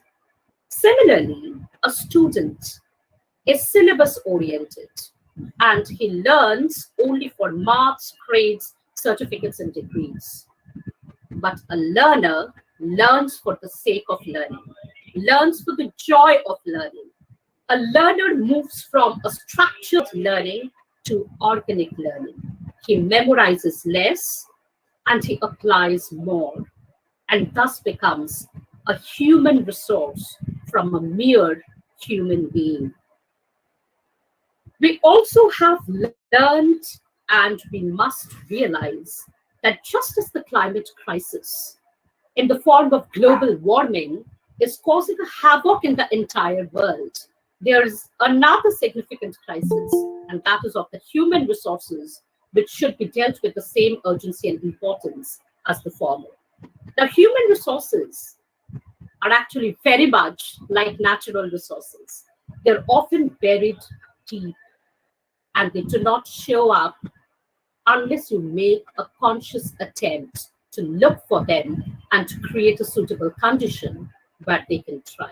And this applies to our learners, to our educators, and our education leaders as well, because education is definitely not a mechanical process, because it deals with the human beings. As educators, we do not teach history, we do not teach geography, we do not teach maths, we do not teach the subjects. Rather, we teach the learners who are human beings. So the human element in education has to be retained, or it has to be brought back. In fact, one of the most significant learnings that COVID-19 has gifted all of us is that there is absolutely no substitute in investing in human capital, in human potential, and human resource. It seems that it needed one C to bring about the power and importance of another C. That is, it required one corona, it required one COVID to bring about the power and importance of collaboration and connectivity. In fact, the pandemic has impressed upon the fact that the educators, they cannot continue to work in silos anymore. That they have to collaborate, they have to share, they have to exchange their viewpoints, ideas, concerns, and insights in order to make real learning visible, tangible, and possible. And as it is rightly said, that as educators, the greatest resource that you can have is each other. And without collaboration, your growth is actually limited to your own perspective. So collaboration is definitely the key. Another important key is engagement. As it is said that, when a teacher fails to engage the learners, he or she ends up in enraging the learners. So if you do not want to enrage the learners, you have to find out ways and means to engage them by all means. Increasing rate of student dropouts across all stages of education, its self-presence and alarming statistics, and we are all aware of it. But I believe that this is merely the tip of an iceberg. More alarming is, in fact, the percentage of students who do not technically drop out from the system, who are very much there in your classroom, but they remain utterly disengaged with the entire process of education all throughout their tenure in education. That is more alarming. And it happens probably because of disengaging and a narrow curriculum which fail to speak to our learners' passion, interest, and talent. So they are not at fault. Our system is at fault. We are at fault. Disengaged learners, we must understand that disengaged learners often pick up career and professions wherein they do not love the work that they do, but rather somehow endure it either due to financial or due to societal pressures. Outdated contents, utterly dissociated with the real life context and experiences, which most of our institutes still continue to deliver, will end up raising a generation of disengaged and disinterested learners as well as professionals. So we have also learned that if we want to raise a generation of happy and truly successful individuals, we must recognize and celebrate the creative genius, the curious and inquisitive mindset, the talent, the individuality that each and every child brings along with him or her. And lastly, we have learned that the one-size-fits-all and factory model of education, which is the byproduct of 19th century industrial revolution, which we are unfortunately still following, it must inevitably give way to a more personalized, more fulfilling, more stress-free, more happy, and a more creative form of education. Thank you. Thank you. Thank you so much, Dr. Shauli Mukherjee, madam. That was really inspiring. I mean, your focus on the need of the hour. The one size does not fit for all concept. Stress-free education, we need personalized education. So that was really wonderful. And the way you put it, madam, thank you so much. Thank you, ma'am. So now, moving forward with the proceedings of today's international conference, I would like to I take honor and privilege to introduce our special guest and keynote speaker, Dr. Kalyana Chakravarti Tirunagari, sir. Now, talking about Dr. Kalyana Chakravarti, sir has done his PhD, MPhil, MA, MEd, MBA, and there are so many educational qualifications, academic qualifications. It's a long list. So it's really appreciable, sir. And moving ahead, sir has more than 2 decades of hands-on teaching and training and research expertise in the Middle East, Oman and UAE, Myanmar, Turkey, Maldives, and even in India. Sir has been a visiting professor and a skills coach in various colleges across different universities in different states of India like Odisha, Hyderabad, etc. Sir has held many prestigious positions like he was a member of Board of Studies of English Language and Literature, Sri Padmavati Mahila Vishwavidyalaya, Tirupati, Andhra Pradesh. Sir is also direct trainer skill certified and also a resource person and trainer in India, Oman and Myanmar. Dr. Chakravarti sir has presented more than 104 webinars, online sessions and workshops on various diverse topics. Sir has been a volunteer teacher for Myanmar Teachers Higher Education Training for Teachers in Canada. And sir is also a research guide for PhD and MPhil scholars and is a senior consultant in Hyderabad. Sir has been a resource person for various rural projects under the Department of Higher Education, Ministry of HRD, Government of India. Along with that, sir is also a mentor in Osmania University, Hyderabad, and has authored several books and is also a reviewer in UAE. Sir has also presented so many papers in international and national level seminars in Oman, Dubai, and Turkey. And Sir is the founder of Knowledge, Attitude, and Skill Services in Hyderabad. And is also a trainer in life skills, communication skills, cross-cultural communication, crisis communication, managerial skills, etc. And there is a huge high-profile list of his corporate clients and academic clients. And Sir is also associated with various NGOs in Myanmar and even in Hyderabad. So we are really fortunate to have you with us today, sir. Dr. Kalyana Chakravarti, sir. So we welcome you to today's session. So it's over to you, sir, please. Thank you so much for your generous introduction, Imi ma'am.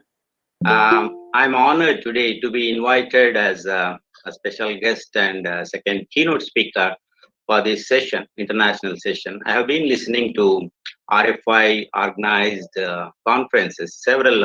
I appreciate the team of Research Foundation of India, particularly Ajay Jain sir, who invited me. And every day, time and again, I'm looking at their brochures, their conferences. My goodness, so many things they are organizing, and it's a real contribution to education across India and the world also. And I have been listening to my previous presenters from Croatia, Malaysia, Thailand, and all these places. Okay, at the outset, this is the international conference is focusing on lessons to be learned from COVID pandemic, significance of incorporating inevitable changes in diverse sectors. This is the apt topic selected by KG Mittal College, Mumbai. I appreciate the management, principal, director, and all the dignitaries of KG Mittal College, Mumbai, for choosing this apt topic and for the support given by Research Foundation of India. Okay, can I share my slides, please? Is it permissible? Yes, yes.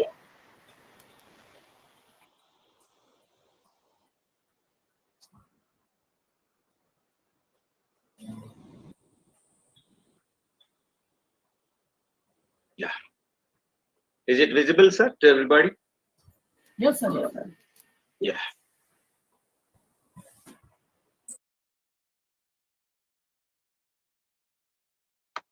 Yeah. So I have a brief agenda today because the time given to me is only 20 minutes. I'll try to wrap up. The brief agenda here is in front of me. I hope everybody is able to see it.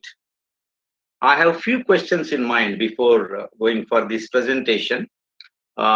These are the questions I would like to request all the participants to ponder over these things.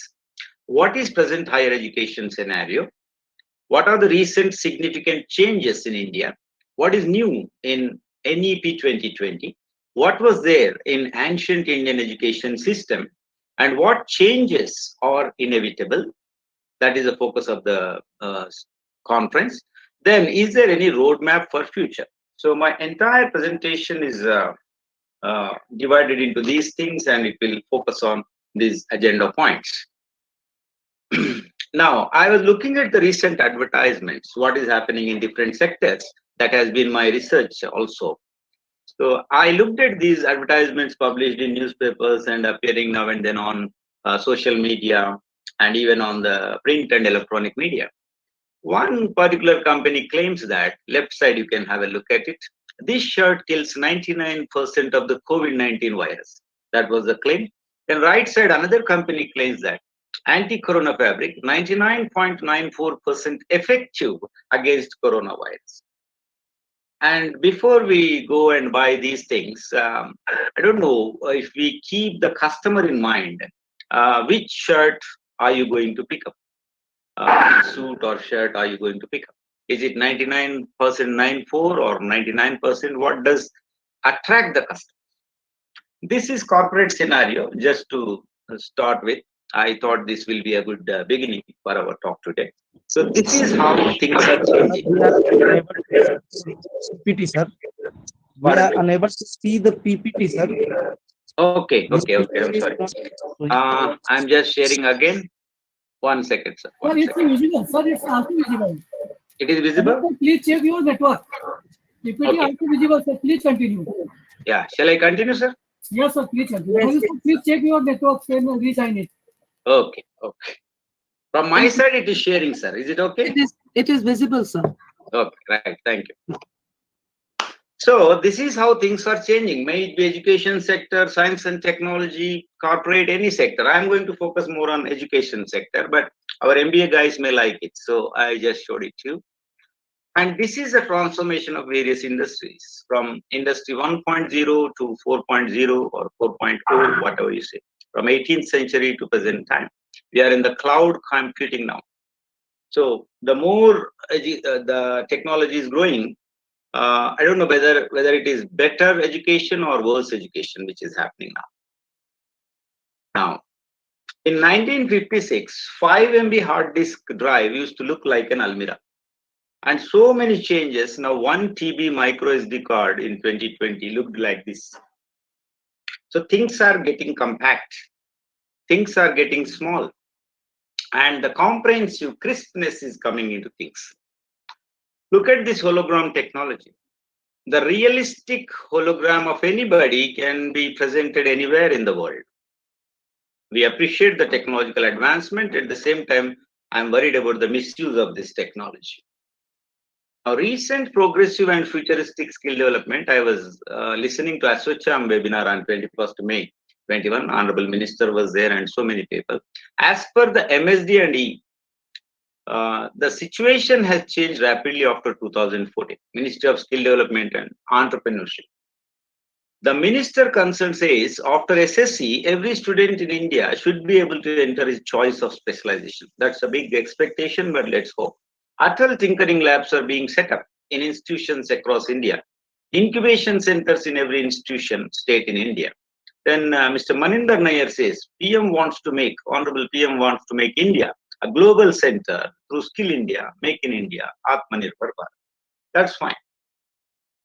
Now, coming to education sector, the constant industry disruption we have faced over our lifetime till now, accelerated by COVID-19, means millennials must continually learn about the latest trends, broaden their networks, and keep up with the ever-changing skills required for success. Increasingly, today's generation is not asking, should I get an MBA? They're asking, how do I get the skills and insights I need for work now? I quote Paulina Karpis, Forbes Women, co-founder, CEO, Reinventing Business Education. So her study says that students are not worried about the degrees. Now, they're worried about the skill set, which is more important in post-COVID era. Now, there is a list of things which are mentioned here, but I'm skipping that.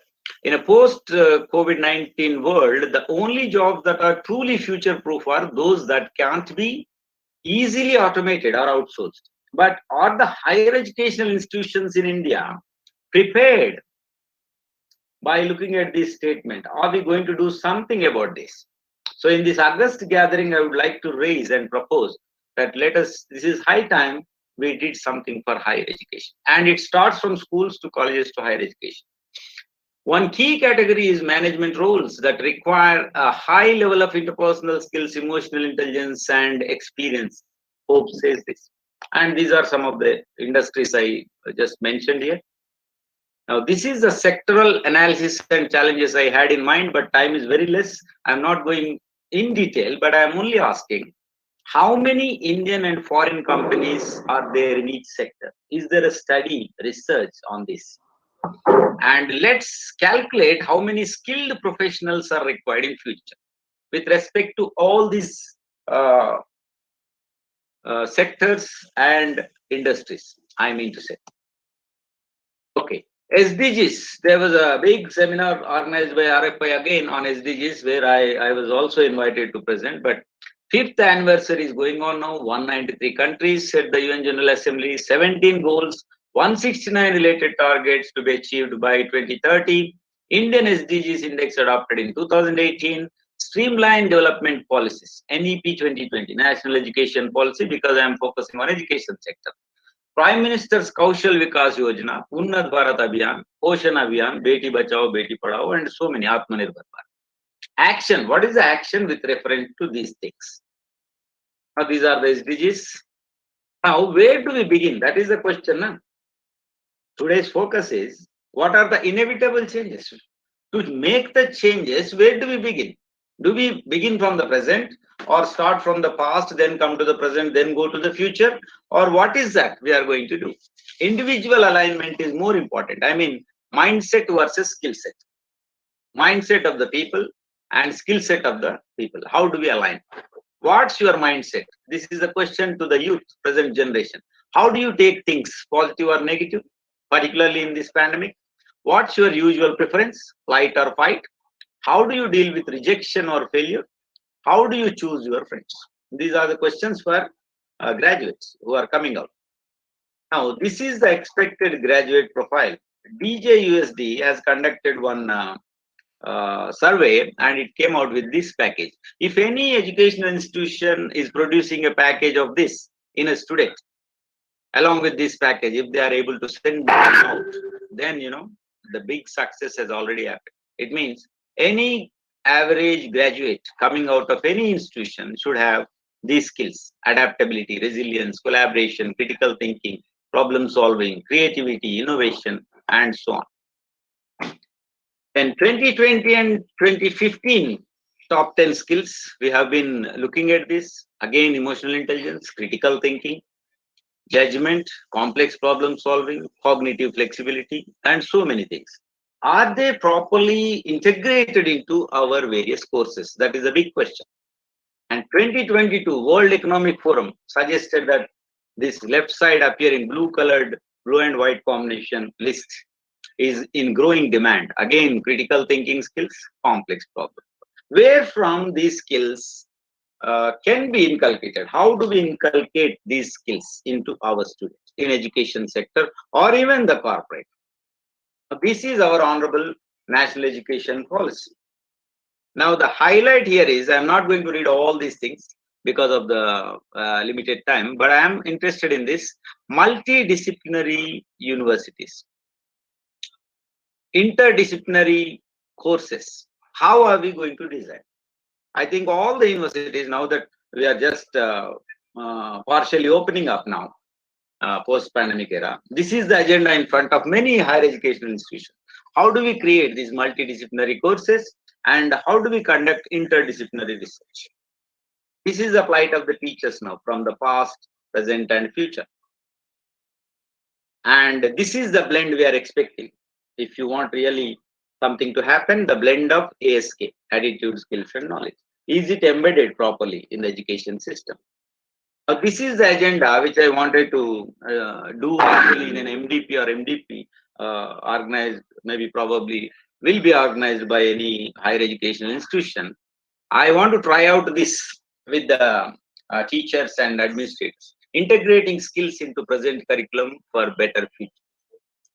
Courses, topics, activities, tasks, then outcomes, because outcome-based learning is an agenda for every institution. Outcome in terms of knowledge, attitude, and skills. I'm sure very few universities have done this exercise, but I would like to help any institution if anybody wants to come out in India or abroad also. Now, little bit about ancient Indian education system. I was listening to Sahana Singh on YouTube, education system in ancient India. Look at the right side of this map. The author appears here. She's an engineer in USA. She talks about the ancient Indian education system.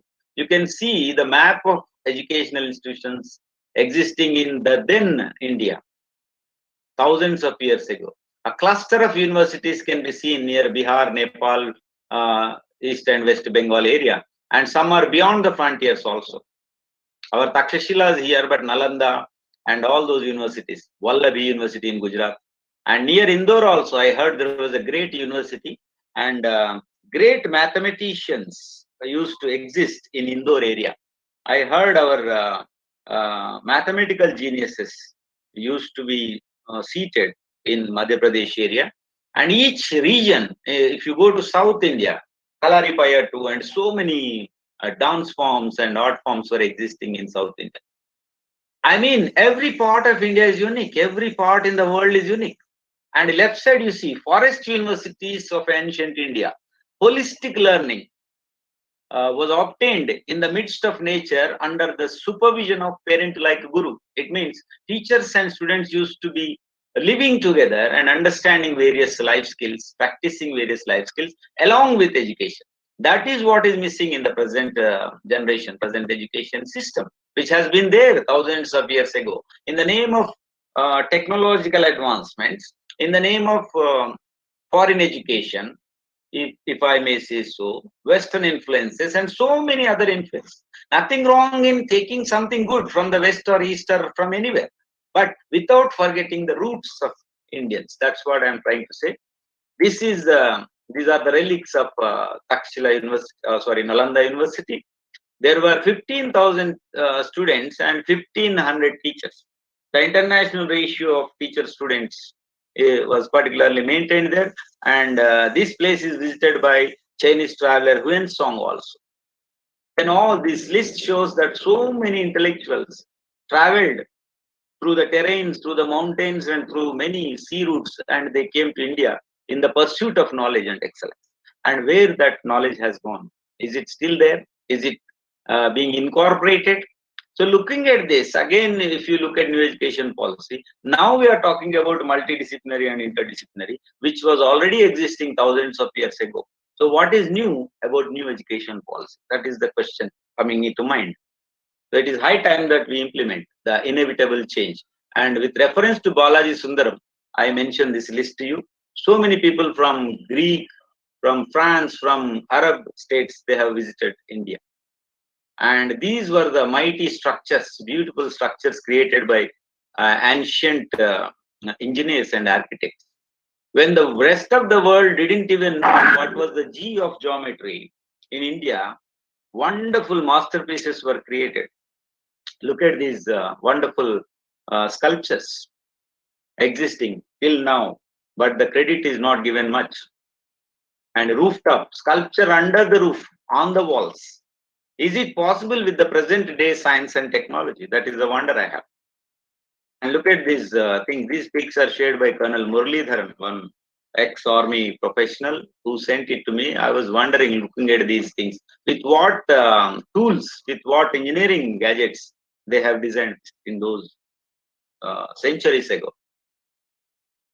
Okay, there was a book also, Ruchi Preetham has published Journey Through Indian Heritage, and I already referred to Sahana Singh. Please have a look at it. Now, these are some of the visits near Vidisha. I had been to Udayagiri Caves when I was a resource person for higher education. I happened to visit these places, Bhopal, and so many universities around, and even the Udayagiri Caves. You see, 401 to 402 common era. These things were already existing. So what engineering knowledge, what sculpture, what architectural knowledge they had. And this is Sanchi Stupa. Vidisha again. Then Ellora Caves. Look at this mighty structure. This is a monolith, single stone, and it is not carved from bottom to top. It was carved from top to bottom. Another wonder, marvel. And these are Paithani sarees of Nashik area. One family works whole month to produce one single saree on handlooms or power looms. Imagine the art and everything here which is appearing. Some school of design or somebody should go and visit and do some projects with our students. Now, questions. What is new in modern education system? What was there in our ancient education system? Can we bring our past glory, culture, values, skills, and knowledge back to India? What are the ways to achieve this? What are our contributions and responsibilities as Indians? Social media, is it a gain or pain? Can we use it for our academic purposes? Any roadmap? These are the questions I have. And this is a long list of how our Indian wisdom has gone to so many countries. I will share it with you if there is opportunity next time in some other seminar, but I'm skipping this. And refer to Raj Vedam. He will talk about Indian traditional wisdom, how it migrated from India to world countries. Somebody is utilizing our knowledge is wonderful, but is there a due reference and due recognition for Indian education system? and our culture tradition. That's what I'm thinking of. Now, these were the terms already existing in those ancient Indian research, like sadhya, thesis, siddhanta, proposition, hetu, reason, udaharana, example, pratyaksha, perception, anumana, inference, pramana, proof, Sanskrit words. Now, shall we apply our brains here little bit? My observations about society, culture, and rituals in the Europe, Middle East, Azerbaijan, and Turkey. Some other time I'll share. I'm skipping that. Compare Indian knowledge, wisdom, skills, and personality with any other world country. Healthy comparison is always required. So, interdisciplinary studies between India and other countries or within the states of India has to be taken up, because the next generation will go unnoticed otherwise. They will not know where from we are coming. Already they are in a different world now. Their social media and all other stuff which is disturbing the present youth, but still they can be connected to past also, our heritage. I mean, what were the reasons behind our cultural and intellectual losses? There should be a study on this. Who is mostly responsible for these things? How can we educate our own people and the world? Where do we start? Now, these are the final things I would like to suggest to higher educational institutions if they are willing to do this as per NEP 2020. Compulsory changes, inevitable changes, and preparation for higher educational institutions as per NEP 2020. Develop teaching intensive universities. It means methods, materials, and testing should be thoroughly revised. Identify existing lacunae, train the staff, evaluate and prepare reports. Develop research intensive universities as per NEP 2020. This is essential for higher educational institutions. Research areas, domain and interdisciplinary, research methods, data collection, train the staff, encourage paper presentations, encourage publications, evaluate and prepare reports periodically. Develop multidisciplinary education and research universities, MERUs. Identify new subjects, focus on essence of culture, society and nation, create new combinations of courses, design curriculum, develop materials.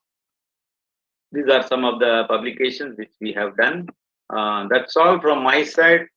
Thank you so much, Research Foundation of India, and thank you so much, KG Mittal College, Mumbai, for giving me this wonderful opportunity. If there are any questions, I'll be ready, or over to you, and my mail ID and other details are given here.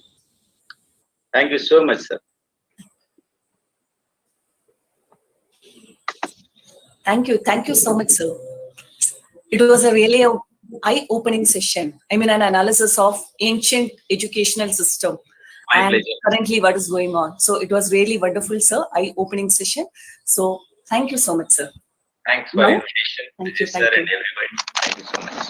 Now, proceeding further with the international conference, I take it as my honor and privilege to introduce our next special guest and keynote speaker, Dr. Sonal Sisodia, Madam.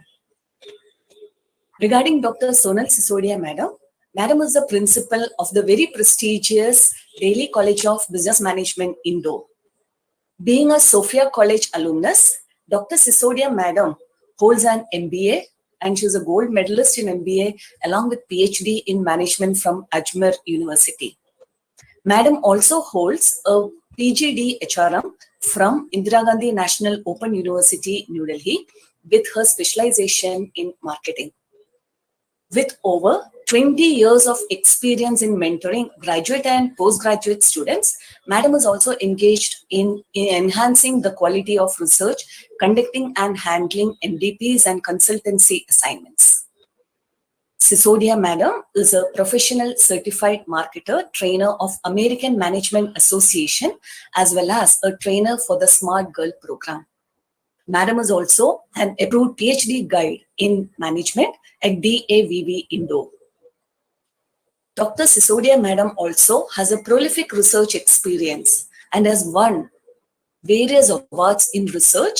To name a few: Manubhai Shah Memorial Research Gold Medal at Indian Commerce Association and Best Research Award at ISTD Bhubaneswar, Best PhD Thesis Award, and Best Case Study Award by Emerald Publication.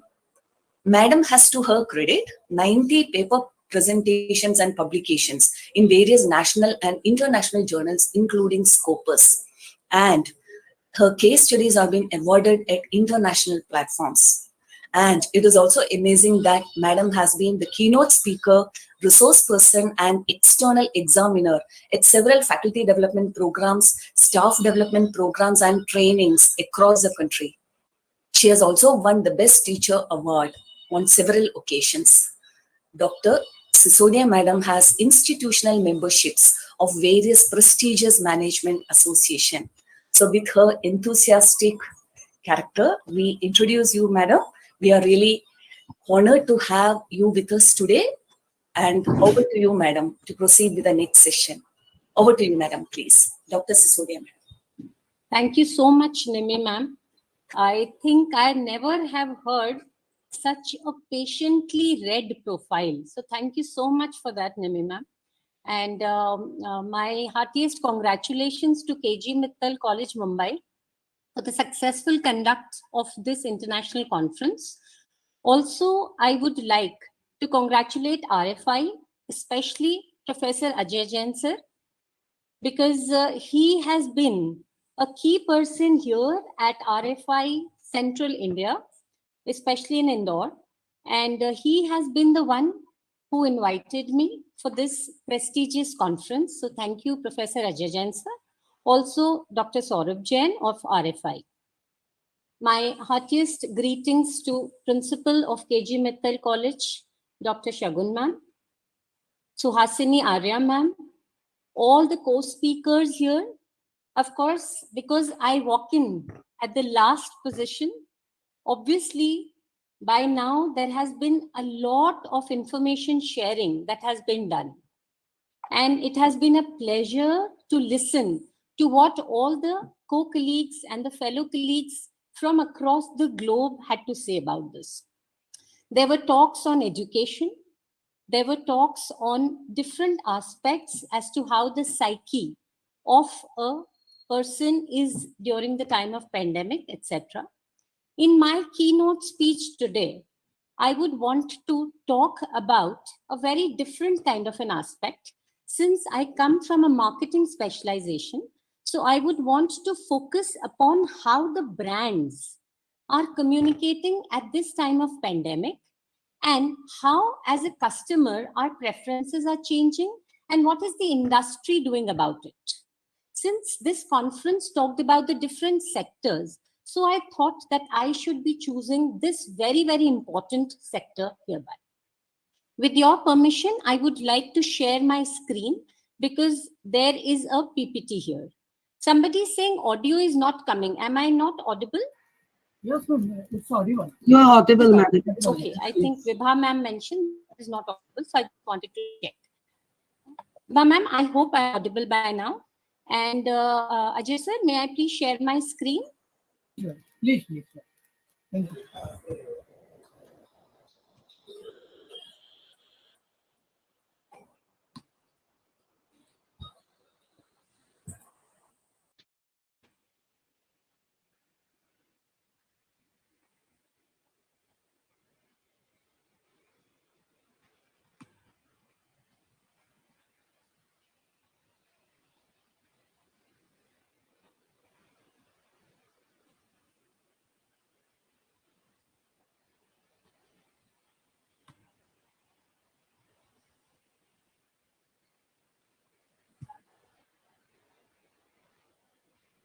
Is the screen visible?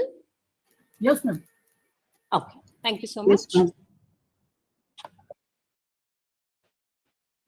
now, as I mentioned, that when we are talking about this pandemic, I'm sure each one of us can relate with the kind of disruption this has brought about. This disruption in terms of the impact has been unparalleled. Such disruption has never ever happened in maybe in last many decades. This is the time when we have a lot of uncertainty, when the brands around us do not know how to deal with this chaos and uncertainty. As is very well evident that a new world of sort has emerged. So we are saying that as we are going through this COVID-19 pandemic, the organization's strategic focus needs to turn now to what the competitive landscape is going to look after in the aftermath of this particular pandemic, what this is going to mean for their particular business, and how can they come out in front with this. Prior to me, Dr. Chakrabarti had mentioned something interesting about how the people are looking at this particular pandemic. If we take a look at what the C-suite executives are witnessing, we see that there's a significant drop in their confidence levels. In the phase 1, or what we say as the first wave of pandemic, people were more bothered about the economic consequences. However, in the second wave, we have been more bothered about what we call as life. We are more worried about how safe we are going to be, how safe our people, our friends, our relatives, our families are going to be. In this situation, we are also seeing that there is a negative impact on many of the businesses. And these businesses, the heads of these businesses, have all seen a significant drop in their confidence levels. So from 19 to 20, if we look at this report from Deloitte, it says that there is a significant drop in confidence. Not just this. On the other side, we have all very, very well seen that e-commerce has grown 2 to 5 times faster than it used to before the pandemic. So this is something that we get to see on a year-to-year basis, that the change has been significant. Many of us who were probably not earlier using this are now doing that. We have learned to shop online. We want our groceries online. We want the other things also online. However, what is it that we do not want the brands to do? So we are seeing that consumer sentiments have changed towards the digital technologies due to this COVID-19. So what we are saying is, yes, there are many, many people who are saying that we do not want something which is not available on a digital platform. So many people are saying that I'm using the digital technologies more than I did prior to this outbreak. Again, if we talk about the participation across the spectrum, then we are seeing that many of us are now participating in an online conversation. We are writing online reviews, blogs. We are even giving online advice to other people. We are giving in direct inputs on the design of a product or a service. And we are writing, we are posting about how a brand is performing. What does this indicate? This indicates that the brands are now terrified. The brand people do not know what to do. Many of them are saying that let our pencils be down, let's get into survival mode. They are not spending maybe on the kind of advertisements they used to do earlier. They do not know how to innovate to find solutions in this new reality. They do not know how to move on from a physical product or a physical service delivery outlet to a virtual event or a virtual product launch. They're confused about how to engage customers in a way that wouldn't backfire because the consumer sentiments are changing. So everybody, each of the big brands and the small brands, they're wanting to adapt to this new reality. And this is what is going to put an emphasis on the type of economy we want post-COVID. So should these companies put all their research on the hold? Should they put their plans on hold, or should they move ahead with some kind of business plans or new launches? The uncertainty prevails very high. On the other hand, if you talk about the consumers are concerned with the macro issues, but also the fundamental human needs. Of course, each one of us has been a consumer at some point or the other. We are also the customers for maybe our families, our kids, etc. And at this time, this becomes imperative to understand that what is the consumer psyche as a brand? What is it that the consumer think about us? While I was doing a small research, when we tried to understand what are the expectations of customers from particular brands, then during these pandemic times, people were mostly interested in understanding how is this particular brand useful in the times of pandemic. During these COVID times, what is it that the brand is giving to us? Secondly, is this brand keeping us informed, or is it still busy selling its dreams? Thirdly, is it offering a reassuring tone or not? This is a very, very important expectation of the customers from brands today. Second change that we have noticed it, all of us have seen that when it comes to the brand communication, mostly they use celebrities as their spokesperson. But now people are saying a thumbs down to these spokesperson in form of celebrities, because they say that if Akshay Kumar is maybe advertising for a Chyawanprash brand and he himself is down with the COVID, then can we trust this celebrity? So no, they are not ready to trust these spokesperson. The only people they are trusting as of now are the doctors and maybe a little bit the influencers. So this is another key takeaway when we talk about the brand communication. When we are talking about the kind of products which these companies or which the people are expecting from these companies, then these necessarily have to be products that help people fight the pandemic. They are not interested in knowing what they have been doing earlier. As of now, as consumers, most of us want the products that help us in these trying times of pandemic. Yes, we are expecting these companies to come up with some low price products, some free products which are useful for us at the time of this pandemic. Employee well-being during the pandemic times. This is another concern which most of the customers have as far as their favorite brands are concerned. So they are wanting that their favorite brands should take care of their employees' well-being during the pandemic times. This is like an obligation on these brands, and this needs to be communicated also. When we are talking to these customers about their purchase intentions in future, most of these customers are saying that we are going to buy those brands in future which have shown compassion in the times of pandemic. That means those who are keeping not the profits in mind first, but the purpose in mind first. These are the companies that we are targeting at when it comes to our future purchase intentions. Similarly, a very important thing that comes up is what should these brands then avoid at the time of communication? The biggest no-no at these times would be use of humor.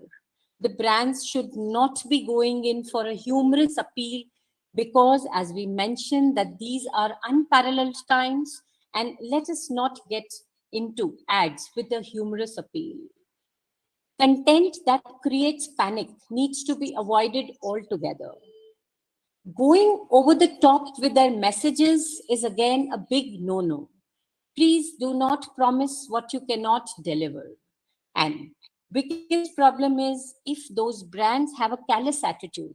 That means whatever is happening to their customers, if they show apathy, if they show a callous attitude, that's what the brands do not want. So this is a decisive moment that will define who you are as a brand and as a company for the next decade. That means you for your employees, you for your customers, you for your communities, and you for your partners. So we are going to remember those brands that are doing something for our safety, for our well-being, and they are useful to us in some way or the other. We have seen that consumer behavior has altered with the changing times. So what does it show for these marketers, especially when it comes to their brand communications. There are certain behaviors that the researchers say that is going to stick for some more time and some which may not. So when we talk about acceleration, we have seen that in terms of e-grocery, that is grocery at your doorstep, we have seen that consumer behavior has accelerated towards this particular trend. Virtual health care obviously was a bigger trend at the time of pandemic. However, over a period of time, it has been realized that a virtual healthcare might not work as well as a physical healthcare. And the reasons are very, very well known to each one of us. If we talk about entertainment, we have seen that at the time of COVID-19 peak, the entertainment choices or levels were significantly okay in the first wave. In fact, one of my fellow speakers here also mentioned that during the first wave of pandemic, there were celebrities who were putting up their cooking videos and showing things what they are doing. However, most of you must have noticed that this did not happen when it came to the second wave of pandemic. Again, when we talk about air travels, leisure, hospitality industry, of course, we have seen that there is a decreased sales or communication from their end because most of them have not been able to operate. However, this interruption is short-lived. This is going to come back. So the way these brands, especially the tourism brands, the hospitality brands, how they are going to lead to this road ahead is going to be impacting their future businesses that way. Remote education, of course, all of us are doing this. Thanks to we as educators, we have jumped on to this bandwagon of e-education. Because of us, I think there has been an incessant learning. And the future, of course, like some of my colleagues here also mentioned, that it is going to be one of a blended learning. So yes, this is again important for marketers, especially with brands like Zoom, etc. One more thing which is coming up interestingly is that for a change, the people who are higher in the age bracket, they are showing a higher passion and engagement when it comes to brand engagement. That means the older the individual is, the bigger the role the passion is playing as far as the brand participation is concerned. So this is another important signal for the brand managers. One more thing which has evolved in Indian consumer market is that the Indian consumer markets are now evolving as value drivers. That means when the traditional drivers used to be price, taste, or convenience, for instance, in terms of a restaurant, now it is going to be more in terms of health, wellness, safety, its social impact, and the kind of experience that you're delivering to your customers. So this is something which the customers and the brands need to focus upon. This is an altering thing. That means as brands, you have to be more and more transparent with your customers. The customers are believing that brands can connect people of varying beliefs and backgrounds. So much so that many of us trust the brands more than maybe the media. We trust our brands more than even our government for that matter. So this makes a good business sense for these brands that only when the customer is going to feel connected to your brand, they are more likely to recommend your brand in these pandemic times, buy over a competitor. That means they're going to choose you. They're going to spend more on your particular brand. They're going to be loyal. And most interestingly, even if they have had a bad shopping experience, they are still going to stick on with you. So this is what is importance of brand communication again. If you talk about customer engagement in terms of COVID, this is quickly becoming a two-way street because the customers today are your brand ambassadors, they are the influencers, they are the collaborators, as well as the innovators. So we are saying, or we are telling the brands that this scale of the pandemic has certainly given brands a chance to re-examine their own brand communication strategies and themes like we have mentioned. So as brands, just do a reality check. How has your organization interacted with customers? What is it that you are doing? How much presence is there on social media? Have you significantly altered the digital platforms so that you can meet the customer needs in a better manner? Have you increased the number of virtual events and workshops here? Have you leveraged the customer feedback so that you can come up with new offers, etc.? Professor Chakrabarti was mentioning when he was showing that example of 2 shirts. So he was mentioning how the customers are going to look at that particular advertisement. So that is what? That is a response of that particular manufacturer to pandemic. I'm not commenting upon the type of communication they are doing, because it is not a communication that we can trust. In my future part of the presentation, I'm also going to talk about how for brands, trust becomes most important. So when these brands have to adjust their communication in these times of crisis and come stronger than before, they have to choose between these 3. Whether they want to survive, whether they want to sustain, or whether they want to search. That means if it is a survival, you have a very, very short-term plan. However, if you're wishing to sustain in the market, you have to keep revisiting your existing plans. If, however, you're planning on a market surge, even at this time of pandemic and afterwards, then you have to shift to new channels, new business models, and you have to rapidly recalibrate whatever marketing strategies or priorities you had in your mind. When you look at this ADKAR change model, this is what is very impactful for the brands today. It starts from A. Are the companies understanding that there is a need for change in brand communication? If yes, do they see a clear desire to change? If yes, what is the clear understanding that this change is going to require in terms of the skills and your knowledge sets? What is the kind of ability that the firm, the organization, the brand has? So does it have the ability to implement these change? And yes, if you're ready to make these changes, then you also need to stick on with those changes. So the reinforcement also is equally important. This reinvention and differentiation, as my fellow colleagues had mentioned, that every crisis also comes up with some opportunities. So this is the time for a competitive reinvention for these brands. If you're thinking strategically, then you need to move on from simply being resilient to becoming a model of reinvention. This is what is going to give you a top edge or the competitive edge. The brands need to know themselves. Here comes the most important thing.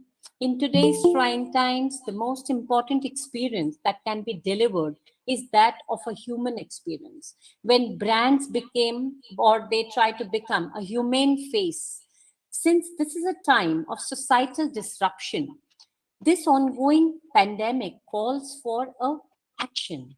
Some action wherein you're thinking or rethinking about your values, your operations, and your infrastructure.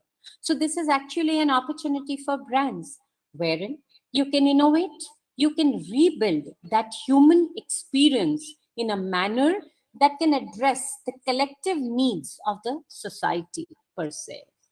So organizations need to view themselves as a human entity. That means you have to mirror and support the values of those they are built to survive. That means our own customers. This is the set of the human experience which derives from values, moves on to emotions, actions, and ultimately leads to a trust. This trust is the underlying foundation for the human experience. And this human experience is going to start with the core values of a particular brand. So all these things need to be interwoven when it comes to the brand communication. Humanity, transparency, reliability, and capability. This is the trust ID which the organizations or their brands need to create. A humane touch, transparency in terms of sharing and information, reliability when you become consistent and dependent. That means if you say that, yes, I'm producing this, then they trust you on that. And whether you have the capability, you have the resources, you possess those resources and means to meet those expectations. If the brands are able to do this, if they are able to match on to this particular index, then definitely trust can be built, because that's when the brands are going to build up a new ecosystem wherein you have to fuse the cross-industry partnerships in a post-pandemic world. There are companies, there are organizations which are trying to come up with innovative experiences because they are tying up with the cross-cultural or the cross-industry partnership for that matter. So this is the new normal that the brands are talking about. After this is going to be our recovery phase as the corporates. And after this, we have to understand that we have to become agile and optimistic. We have to provide a holistic brand experience to our dedicated, our loyal customers if we need to survive. If we look at the research that points out that when the brands demonstrate humanity, customers are more likely to purchase from them. Their employees are also more likely to feel motivated. When brands demonstrate transparency, then again, the customers and employees give you a thumbs up. When people believe that a brand possesses the capability of delivering on its promises, then customers are much more likely to become your repeat customers or repeat purchasers. And when brands are reliable, that is the time when customers and employees are again going to say that, yes, well done, this particular brand. So this is important, that whatever as a brand you are doing right now, this is going to leave lasting memories in the minds of customers, because right now the favorite brands are looking up to their brands as to see how these market leaders are responding in the times of crisis. If we look at this gentleman, Mr. Samit Sinha, he's a managing partner of Alchemist Brand Consulting. He says that no brand today can afford to be in denial of the impact of current devastation brought by the pandemic on the psyche of its consumers by pretending otherwise. So yes, Mr. Samit, we do agree that there is no way the brands can say that we are not a part of this pandemic or that we do not care. In fact, I have taken here examples, just two examples. One is Mr. Shashank Srivastava, who's an executive director of Maruti Suzuki. And he says that since last year, because there's a lot of uncertainty, they have refrained from talking about business. He says that we knew we must not talk about business, as we believe trust is the new currency of brand differentiation. Hence, we have created largely digital communication. They were not doing any print media because print media was not in circulation.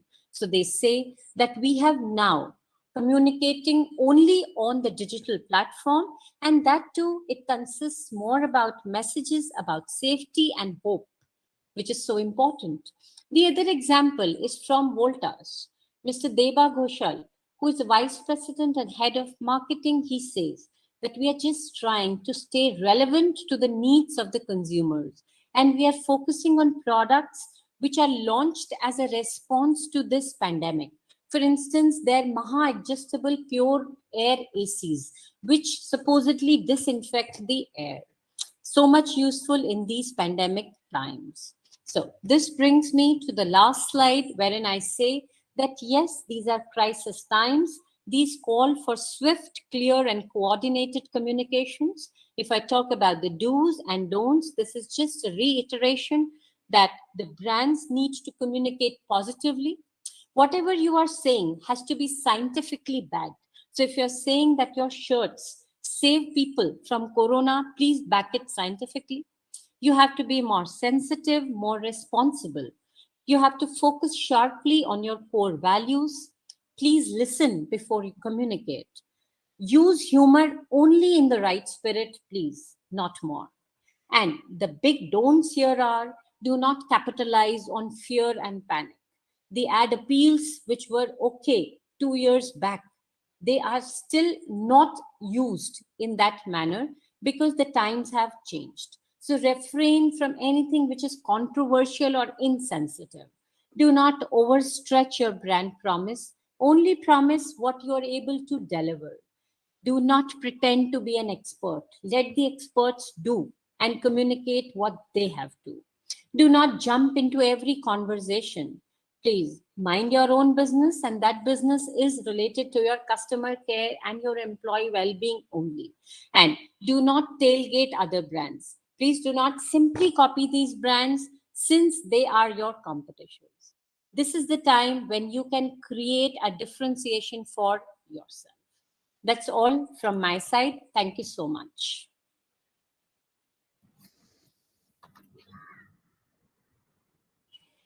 Thank you, Dr. Sonal Sisodia, Madam. A wonderful presentation and so well highlighted the importance of e-commerce and brand communication in these unusual times. A huge transition that we need to adapt and how brand has become so important. It was a very clear understanding of the ability to implement these changes. Yes, every crisis comes with opportunities and with strategic reinvention. It was a lovely presentation, Madam. Very interesting, very insightful. Thank you so much. Thank you so much, ma'am. Thank you for having me here. Thank you once again, all the organizers. Thank you. Now we come up with the technical session. Ajay sir. Ajay sir, can you hear me? Yes, ma'am. So we will proceed with the technical session for the day. No, both of things for guests. Sir, okay, now you want to, okay, fine, sir. I call upon Nimi Madam. Nimi Menon, Madam. Yes, yes, mostly, madam. Nimi Madam, requesting you for the vote of thanks. Thank you. Okay.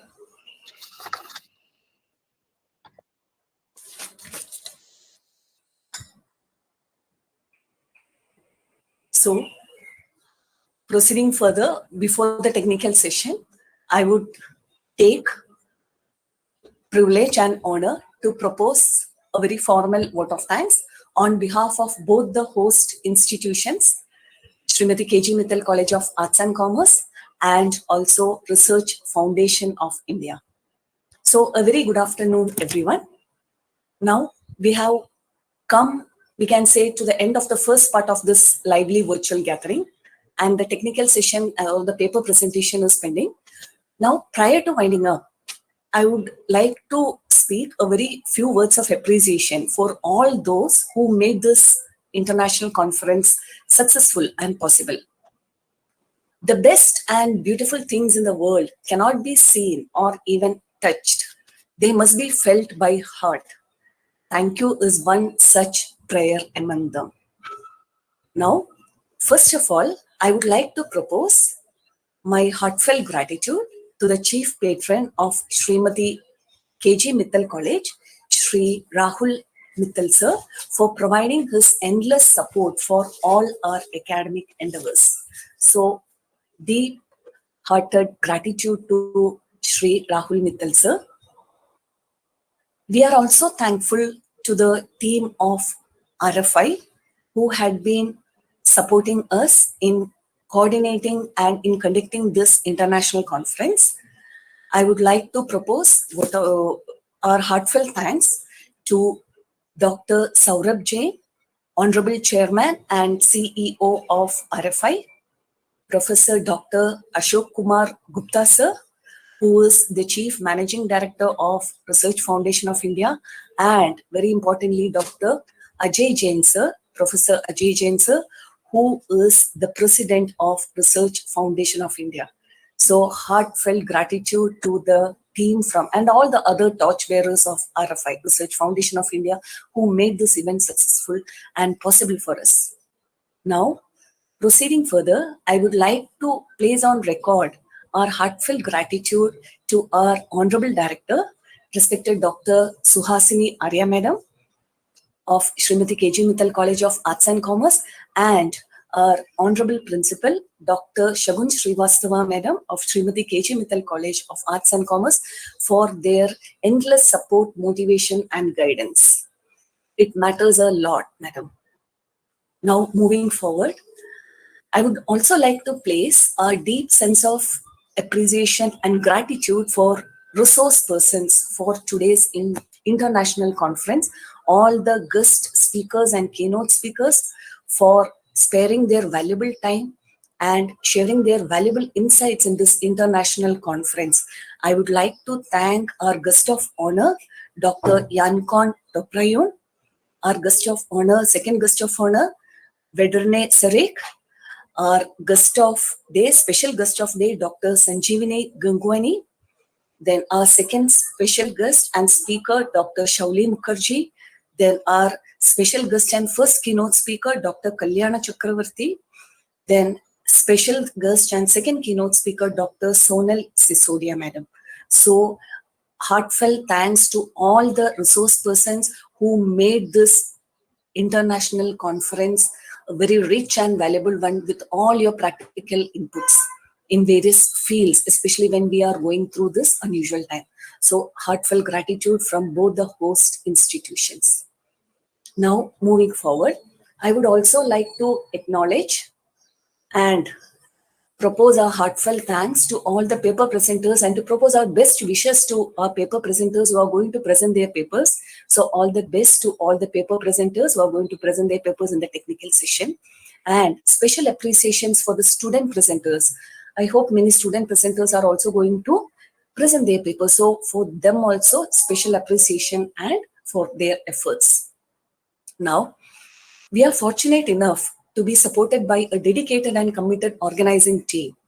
So a sincere thanks to the organizing committee consisting of, we can say, from our college, our director madam, Dr. Suhasini Arya madam, then our principal, Dr. Shagun Srivastava madam, our vice principal, Swati Parab madam, then Shubhangi Mainkar madam, who is supporting the technical thing, and again Mausmi Galvankar madam, the moderator, and all the other members of organizing committee from RFI, and a very wholehearted appreciation to the highly spirited organizing team.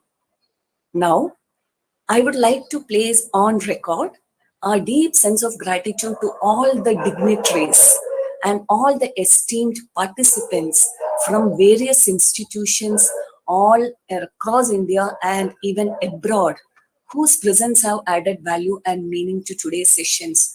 I know many prominent academicians and many distinguished guests are there among the participants. So a wholehearted appreciation and gratitude from both the host institutions to all the dignified participants who have been attending this international conference.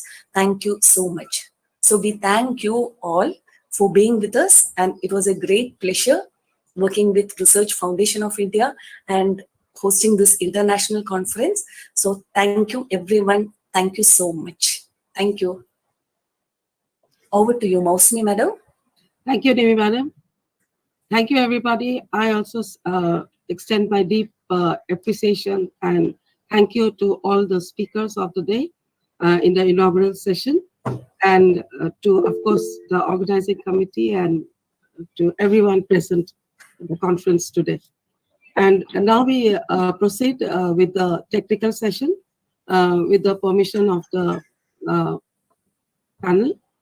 Should we proceed with the presentation? Yes, I'm okay. Ajay sir, we proceed with our first presentation of the day. Yes, ma'am, please. Thank you, Nimbi ma'am. आज ये पूरा कार्यक्रम आपको भी thank you so much. Thank you, sir. आपका cooperation से बगैर Yes, sir. You have been a very big guiding force. Okay. We start the technical session for the day. Just a few reminders. All presenters are requested to make the PPT presentation from their end. And the sequence has been already given.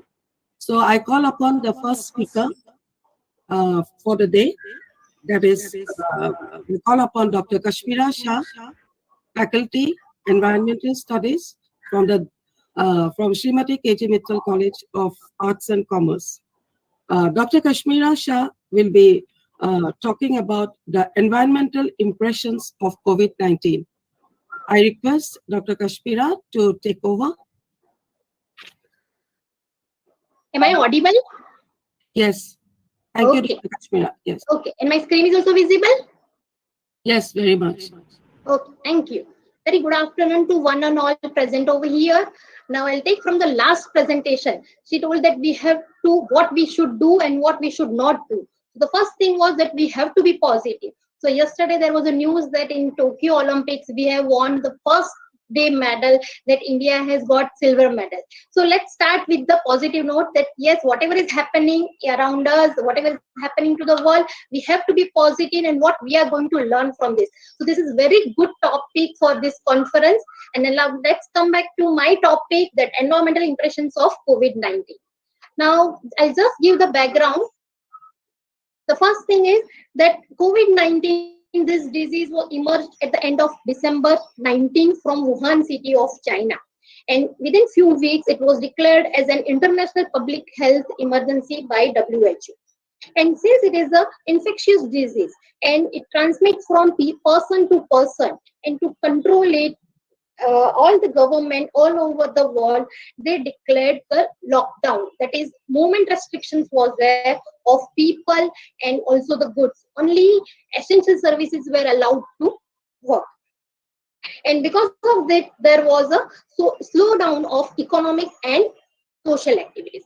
It has also affected environment. Now there were in news that visibility has improved, that the improvement in air quality, pollution has gone down, but at the same time there were certain negative things, that how to manage such a huge biomedical waste. So there were certain challenges, and as well as there were certain positive impact on environment. Now for this paper, it is purely based on secondary data and whatever material was available online, that news clippings or case studies and some of the websites where they have recorded their things. So when we talk about this COVID-19 effects, there are two things, positive effects and negative effects. So first we'll go towards the positive effects, the reduction of air pollution and greenhouse gases. As there was lockdown of industries, transportation companies, etc., there was reduction in pollution and it brought a very good environment. So air pollution went down, even reduction of water pollution, because water pollution also went down because of the complete lockdown of the industries. Then reduction of noise pollution, we could hear the chirping of the bird. Earlier it used to be a very noisy environment, but because of the lockdown, even the noise pollution came down. And ecological restoration and integration of tourist places, because the restriction of movement of people was there, the tourist place got the time, breathing time, they got rejuvenated, and there was a restoration. At the same time, there were different challenges against us. What are the negative effects? The first thing, it was increase in biomedical waste, because there were number of patients, number of biomedical waste was generated from household, those who were quarantined, from hospitals, and it was a challenge for the local authority to manage it. Then safety equipment, whatever mask which we are wearing to protect ourselves, now this has reached the bottom surface of the ocean and it is affecting the aquatic life also. And municipal solid waste generation, it increased in volume because of the online shopping, home delivery, and it was difficult for them to manage this much huge packaging waste material. And other effects were like that, spray of sanitizers, and it kills the non-targeted bacteria, and it creates ecological balance, and also the wastewater treatment. Now, how we can go ahead with this? So that is that environmental sustainability. we can adopt few things which will take us ahead. So green business, we have to think about sustainable business practices which will consume less energy and green fuel or cleaner fuels. Then use of green public transport, that instead of using your own vehicle, if we rely more on public transport which is green, it will have less pollution. Use of renewable energy, instead of using coal, oil, petrol, natural gas, we should switch over to the one which will have less of greenhouse gases emission, and it can be solar, wind, etc. Best water treatment and reuse, best recycling and reuse. We have 3R formula in ABS, that reduce, reuse, and recycle. If we focus on these 3R, we can overcome all the problems which are there in environment. Then ecological restoration and ecotourism, that I have already mentioned. Green consumerism, that is, we have to adopt eco-friendly lifestyle. The last one is international cooperation, that United Nations should take initiative and play effective role, because what we have learned from this pandemic, that if we come together and fight, we can survive. So need of the R is sustainable development. So directly or indirectly, the pandemic is affecting human life worldwide and economy, so which is ultimately affecting our environment. So far, wherever we have focused this economy to make profit, to make people happy, but we have ignored the environment.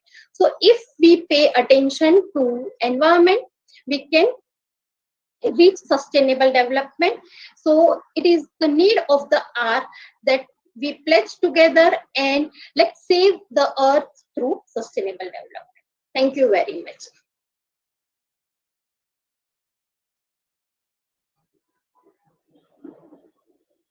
Maushmi ma'am, thank you. Nimi ma'am, I'm audible? Yes. Okay, Kashmira madam. Mosmi madam, you are here? Yes, I'm here. Yes, Sorry, thank you. Yes.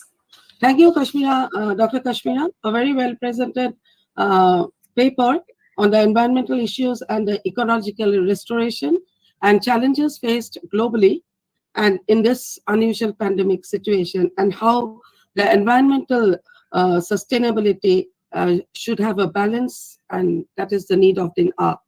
Thank you very much.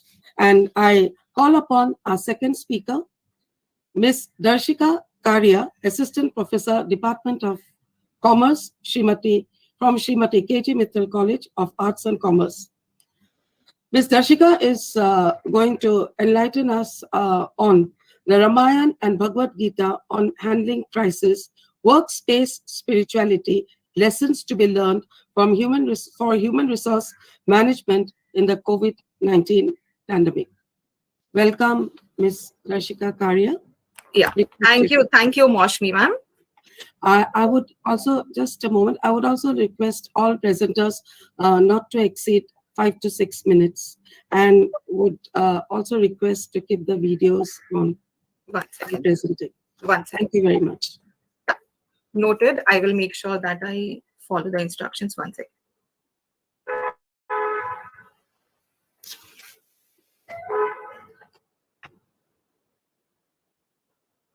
All right. So, yeah. Am I audible? Yes. Yeah. Thank you. Good afternoon and namaste to one and all present here in the virtual gathering. Myself, Darshika Karia, Assistant Professor, Department of Commerce, Srimati KG Mittal College of Arts and Commerce, will be presenting a paper on Ramayana and Bhagavad Gita on handling crisis, workplace spirituality lessons to be learned for human resource management from COVID pandemic. So to begin with, introduction that I come up with is karma. Any work duties performed without spirituality remains karma. But when karma is done with spirituality, it becomes karma yoga.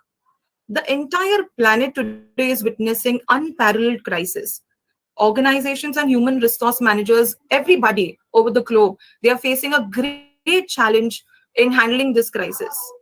But definitely, spirituality can put a full stop to all the miseries that we are facing today.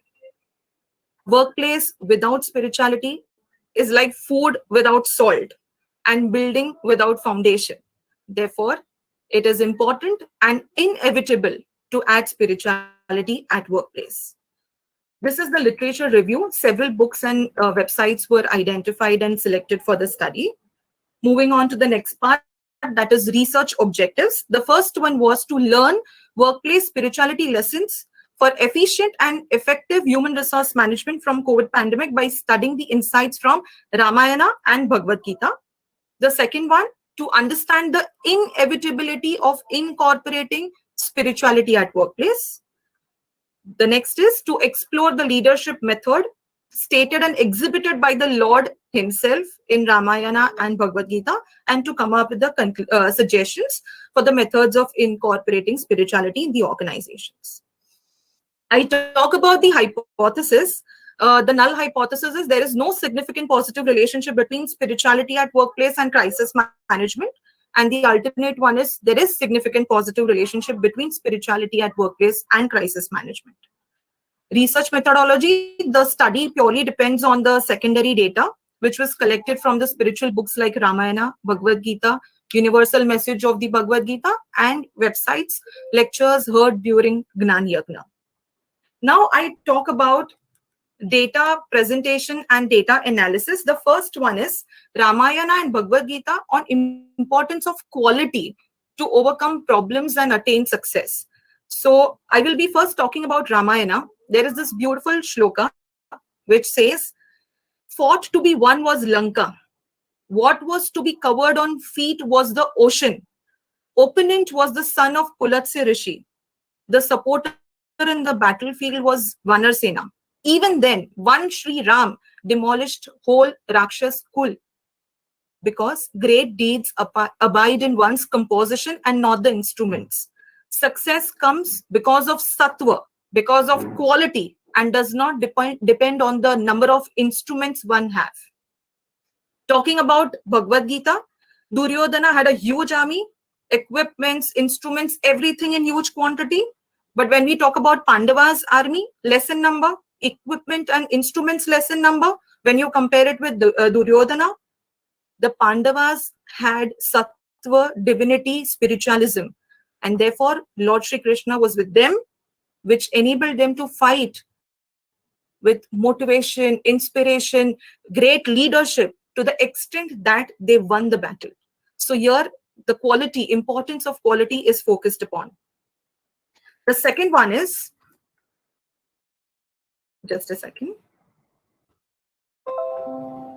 Yeah, the second one is Ramayana and Bhagavad Gita on inspirational leadership and individualized consideration for adding meaning to work done and successful completion of the task.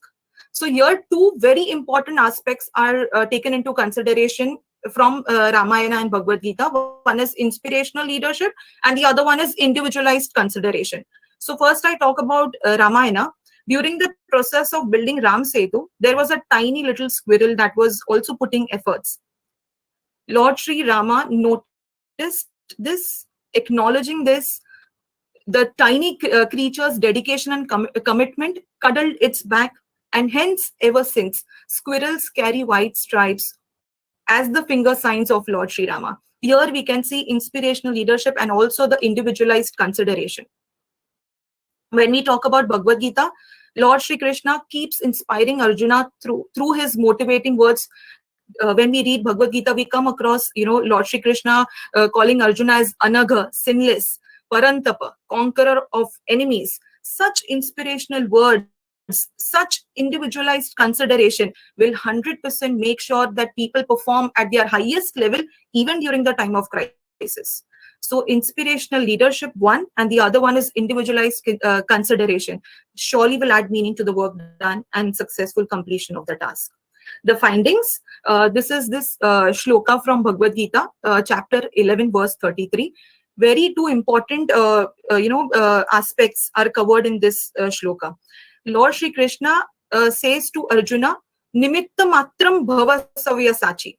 You be only an instrument of the supreme authority. Just be an instrument. Don't think I am doing this and I am this. just think I am the instrument of the supreme authority, and the outcome will be Yasho Labhasva, victory, glory. That is the blessing that we have from the supreme authority.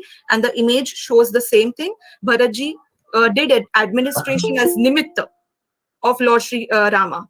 Lord Sri Krishna was the charioteer and Arjuna was the Nimit. And we know the outcome. That was Yasho Labhasva. Now, I talk about the last part of the finding, workplace spirituality lessons for efficient and effective human resource management. That is insights from Ramayana and Bhagavad Gita. So the left side talks about insights from Ramayana and Bhagavad Gita and the outcome at the right. So first one is importance of quality, divinity, and spirituality that we saw. Inspirational leadership and individualized consideration. Sense of connectedness with the supreme authority always and everywhere. Performing actions in accordance to the principles of the supreme authority, and consider yourself as an instrument of the supreme authority. If all this is incorporated at the workplace, the outcome will be the problems. You will be able, the organizations will be able to overcome problems, crisis, and attain success. Meaning will be added to the work done and successful completion of the task. Yasho Labhasva, victory, glory, good interpersonal relations, motivation, higher efficiency, teamwork, optimum utilization of resources, and success all over. Thus, it can be stated that alternate hypothesis is being accepted that there is significant positive relationship between spirituality at workplace and crisis management. I conclude my presentation here. So the paper concludes that performing actions is not enough. Performing actions based on vision is required. Mere working is not enough. Adding meaning to the work done is required. Mere working is not enough. Doing quality work is required. Mere working is not enough. Doing work with a sense of connectedness with the supreme authority is required. Performing actions is not enough. Performing actions in accordance to the principles of the supreme authority is required. Performing actions is not enough. Performing actions as an instrument of the supreme authority is required. Lastly, leadership is not enough. Inspirational leadership and individualized consideration based on divinity is required to ensure effective, efficient human resource management, to ensure overcoming of crisis and attain success. Suggestions: awareness can be spread throughout the organization regarding the importance of adding spirituality. Conferences, seminars can be organized, participation can be done related to the subject of spirituality at workplace. Spiritual quotes can be displayed in the organization. Mini meditation break can be introduced. So these are the suggestions of the paper, of the study. And lastly, the references, books, bibliography, and the lectures. So here I conclude my presentation. Thank you, everyone. Namaskar. Moshmi ma'am? Yes, thank you, Darshika ma'am. Yeah. What a wonderful, insightful paper from the spirituality point of view, and how today we can learn from the great epic Ramayana and Bhagavad Gita, and how to manage this crisis situation. Very well placed on the relationship on inspirational leadership and the importance of spirituality at the workplace. I call upon our next speaker for the day, Dr. Sunil Gosavi, Assistant Professor from the Department of Economics. Dr. Sunil, are you here? Okay. Dr. Sunil is going to present on the lessons to be learned by Indian healthcare sector for pandemic preparedness. Welcome, Dr. Sunil. Take over. Thank you, Moshmi madam. Thank you. Am I audible? Yes, you are. Yeah. My screen is visible. Yes. Yes, very much. Yeah. Okay. So, Honorable Mr. Rahul Mittalji, Chairman of our college, Honorable Dr. Suhasini Arya, Madam, Director of our college, Honorable Dr. Shagun, Madam, Principal of our college, Dr. Ashok Kumar Gupta, Dr. Saurabh Jain, Mr. Ajay Jain, my teacher, colleagues, students, and delegates and resource persons. My topic is lessons to be learned by Indian healthcare sector for pandemic preparedness. So, you know that we can't deny the importance or significance of healthcare sector in any country, in any society. It is sector. It is basic sector of the society, basic sector of the economy. Before this pandemic, we did not realize there are some real things or real clutches or real what can say challenges which are there, which is facing by Indian healthcare sector, Indian healthcare system. But during this pandemic of the COVID-19 and after pandemic of the COVID-19, so we realize that there are real realities. There are some real challenges which are faced by the Indian healthcare system sector, and because of this real challenges, real errors, real problems in Indian healthcare sector, so many more common man, poor persons, they are suffering their lives. They lost their life. They lost their keen persons. They lost their family members. They have to pay the that COVID-19 or that treatment of the COVID virus in lakhs, 7 lakh, 5 lakh, like this. And the question arises, yes, there is big question. What are the problems in Indian healthcare sector or Indian healthcare system? So this is basic highlight of my study. I will go further. These are the objectives of the studies. First is to examine public expenditure on healthcare sector. Next, to examine healthcare expenditure by providers in India. Next, to discuss challenges of medical care sector in India. Last is to suggest major factors, which are some financial, some non-financial factors, which could have positively influenced pandemic preparedness in India. There are two hypotheses which we are considering. The first one, there is equal role which is playing by the public sector and private sector in Indian medical care sector in our society. Second is government of India provides sufficient funds for medical or healthcare sector in India. Now this is research methodology. So this research study, this paper, which is purely depends on secondary data, various sources of data like National Health Authority India, Niti Aayog, Government of India, Ministry of Health and Family Welfare India, Public Health Foundation of India, World Health Organization. So these are the various sources of data which have used by the researcher.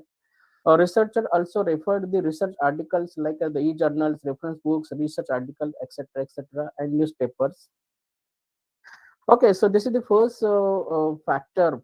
This first slide which shows the reality. It means the around only 18% expenditure which goes on the public hospitals, government hospitals, and the around 34 percentage expenditure out of the pocket of the that this one citizens. It goes to the private hospitals. It means this data shows and minor factors. These are the minor factors as well as the preventive and care providers, pharmacies, etc. So these are the minor factors, but the major expenditure, public expenditure, which goes to the private sector. So this data, this slide shows that there is dominance of private hospitals, dominance of private sector. So again, this slide shows the financial indicators, financial statistics indicators in case of the Indian healthcare sector. Total healthcare expenditure as percentage of GDP, it is only 3.31. As we consider the total healthcare expenditure of the USA, it was 18%. And there are some developing economies, they have been spending on the healthcare sector, that is around 8% to 10%. But our total healthcare expenditure as percentage of GDP, it is only 3.31. Now let us discuss the government expenditure on the healthcare, government health expenditure on as on percentage of the total expenditure. It is only 40%. Government expenditure, which is only 40%, and remaining 60% expenditure which is spending by the private sector. Okay, now the union government. So union government, central government, which is spending only 1.35% of the GDP on healthcare sector, and remaining out of the 3.31, which is spending by the state government. So these indicators, financial indicators, which are showing the lacuna and lesser spending by the government on the public sector, that is healthcare sector. So this is out of pocket health care expenditure by citizens. It means whether the healthcare expenditure per capita healthcare expenditure which is affordable by the citizens or not. So here you can see India is with the Pakistan, Bangladesh, Cambodia, Afghanistan, and it means this blue color circle shows that the healthcare sector, per capita healthcare sector, which is not affordable to the Indian citizens. Whereas you can see that China, that healthcare sector to the citizens of China, which is affordable. And here you can say at the towards the right hand, you can see that the United States, it means government of United States, which is spending 18% GDP of the GDP on the healthcare sector. So therefore, that per capita healthcare expenditure, which is paying by the citizens, which is very affordable. So these are the major challenges which are facing by the healthcare sector in India. First is dominancy of private sector. Yes, there is dominance of private sector, and rarely there are that the government is focusing on the public sector healthcare, public hospitals. Now, second is out of pocket expenditure or out of pocket medical health expenditure, which is out of pocket by the common man of the common man. Third is health is state subject. Health is state subject, and therefore the central government, union government, which is denying to take the responsibility of the health sector. So this is the lacuna. Next is lack of social security. Yes, in case of the healthcare sector, there is a lack of health security, social security, like as the public medical insurance. Next is lack of financial provision by the government. Yes, around only I think 1.35% of the GDP, which is providing by the central government. Then low commitment by the government. So government is not committed with the public sector. This one, healthcare sector, government is not taking the responsibility of the healthcare sector. Government is pushing this responsibility of the healthcare sector towards the private sector. Next is lack of responsibility of healthcare sector. Yes, government is not ready to take the responsibility of the healthcare sector. And last is lack of policy for healthcare sector. Yes, in our nation, our society, there is no proper policy by the government for the healthcare sector. So these are the problems. These are the major factors or suggestions which are including financial and non-financial factors, like as there should be public oriented healthcare sector facilities. It means there should be dominance of public sector. So therefore that expenditure, per capita expenditure, which will be under control or under the pocket of the common man. Second suggestion is that high expenditure, or there should be high expenditure funding on the healthcare facilities, around 15% should be by the government. Third is less financial burden on healthcare facilities on citizens. Yes, there should be less financial burden of the healthcare facilities on the citizens. Next is balanced federal structure of healthcare facilities on center and state. It means there should be balance in between state and center in case of the healthcare sector. Next is sufficient social security. Yes, there should be health insurance. Next is flexible budgetary system. Yes, that budgetary system should be flexible, so that during emergency we can change the budget, or we can change the expenditure, healthcare expenditure by the government sector. Accept the responsibility of healthcare sector. Yes, government should accept the responsibility of the healthcare sector.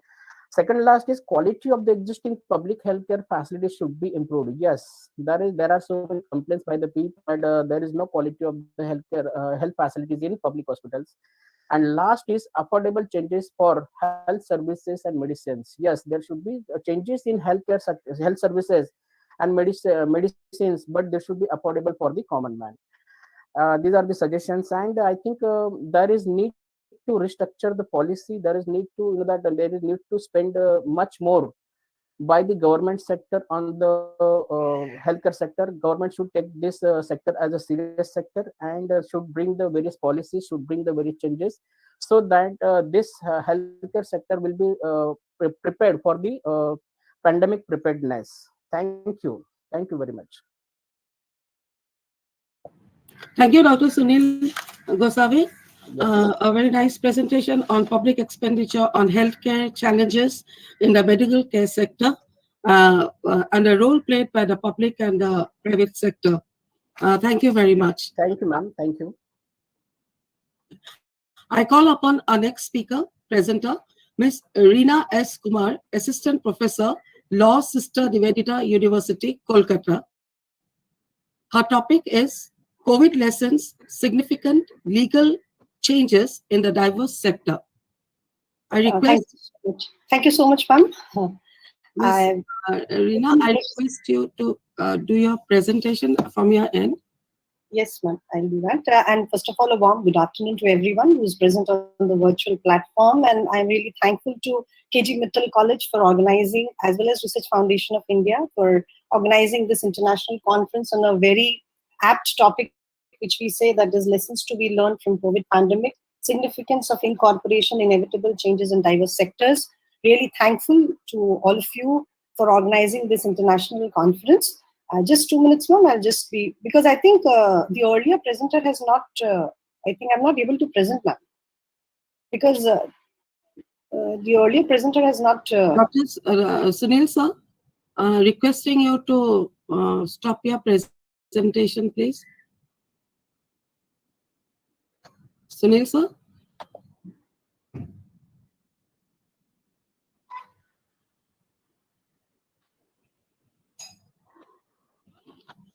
I'll just make a call. I'll just call Dr. Sunil. Yeah, it's okay, ma'am. Okay. Sure.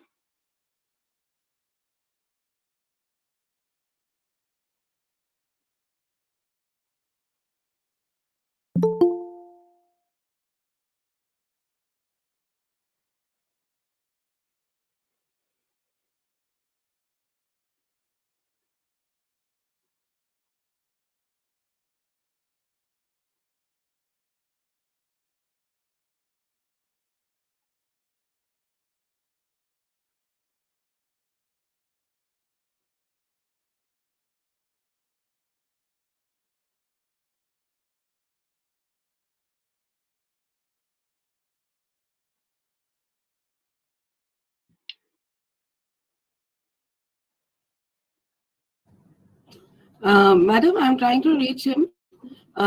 You can continue with the introduction because we are. He's just taking the call. Yes, yes. Actually, without the presentation, ma'am, it will not be possible. No. He's pick up the call. I just. Mosmi madam, even I will try. Please try. His phone is coming engaged. Give him a message. And please announce Mosmi that others who leave the previous paper should discontinue their presentation so that by chance they forget to do it.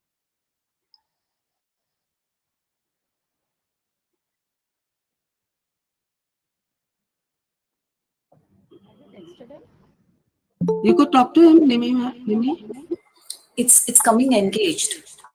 Yeah, it's coming engaged.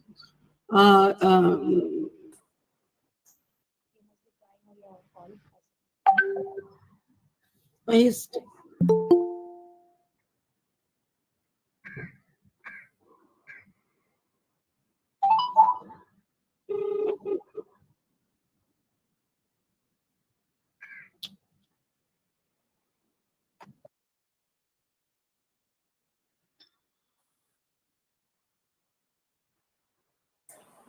Done. Thank you, ma'am. I'll just sorry, ma'am. No, that's completely fine, ma'am. It happens. Just give me 2 minutes. I'll present my screen, please. After.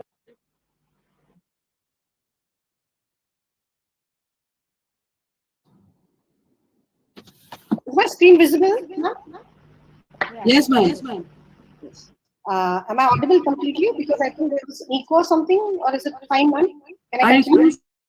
I request all to switch, mute yourself, please. Thank you, ma'am. My topic for today is actually COVID lessons, significant legal changes in the diverse sector. As I am a faculty as well as a research scholar in law, so I just chose this topic, taking up different sectors like the health sector, the agricultural sector, the labor sector, and the FMCG sector, because all these sectors were greatly affected due to COVID-19. I'll just give an introduction because we all know about COVID-19, which has been really disturbing us from the last 1.5 years, which has shaken the entire world as well as the health, business, agriculture, and environmental stability of the nations across the globe. This outbreak actually was so severe, which destabilized various sectors of economy, and it forced the government to change its various policies as well as laws which were not there earlier, but because of the scenario of COVID-19, they had to change as a remedy to the business. And during this COVID 2020, we had monsoon sessions, we had Lok Sabha and Rajya Sabha, which had passed 25 bills each, and 27 bills were passed by both the houses, bringing about a major change in some of the laws which was actually the need of that particular moment. Like I have just given few examples in Kerala. There were 81 such ordinances which were promulgated. In Karnataka, there were 21. In UP, there were 23. Maharashtra had 21 and Andhra Pradesh had 16. Now, I will first highlight on the health sector, which we all know, which was the first and foremost front.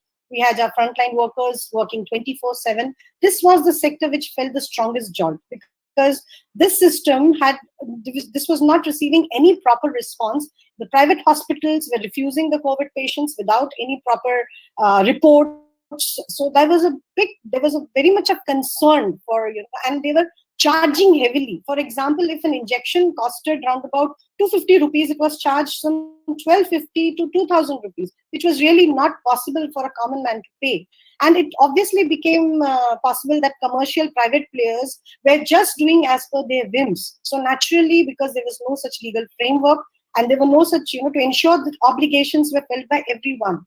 Now, then the government invoked the Archaic Epidemic Disease Act 1897, among the other laws, to ensure that private doctors mandatorily treat COVID-19 patients. Even there was a critical role of public health services which was highlighted, and it was realized that right to health care must be universal. It must be equal for everyone. No one, like if a poor is coming, you're charging him more, nothing like that. It was even notified by the government that adequate measures should be taken by all the states to ensure that the safety of the frontline workers who are working on the forefront to fight COVID-19 24/7, not bothered about their families, no one. So they have to be taken more care. So there were certain measures which were highlighted because there was no such law before that.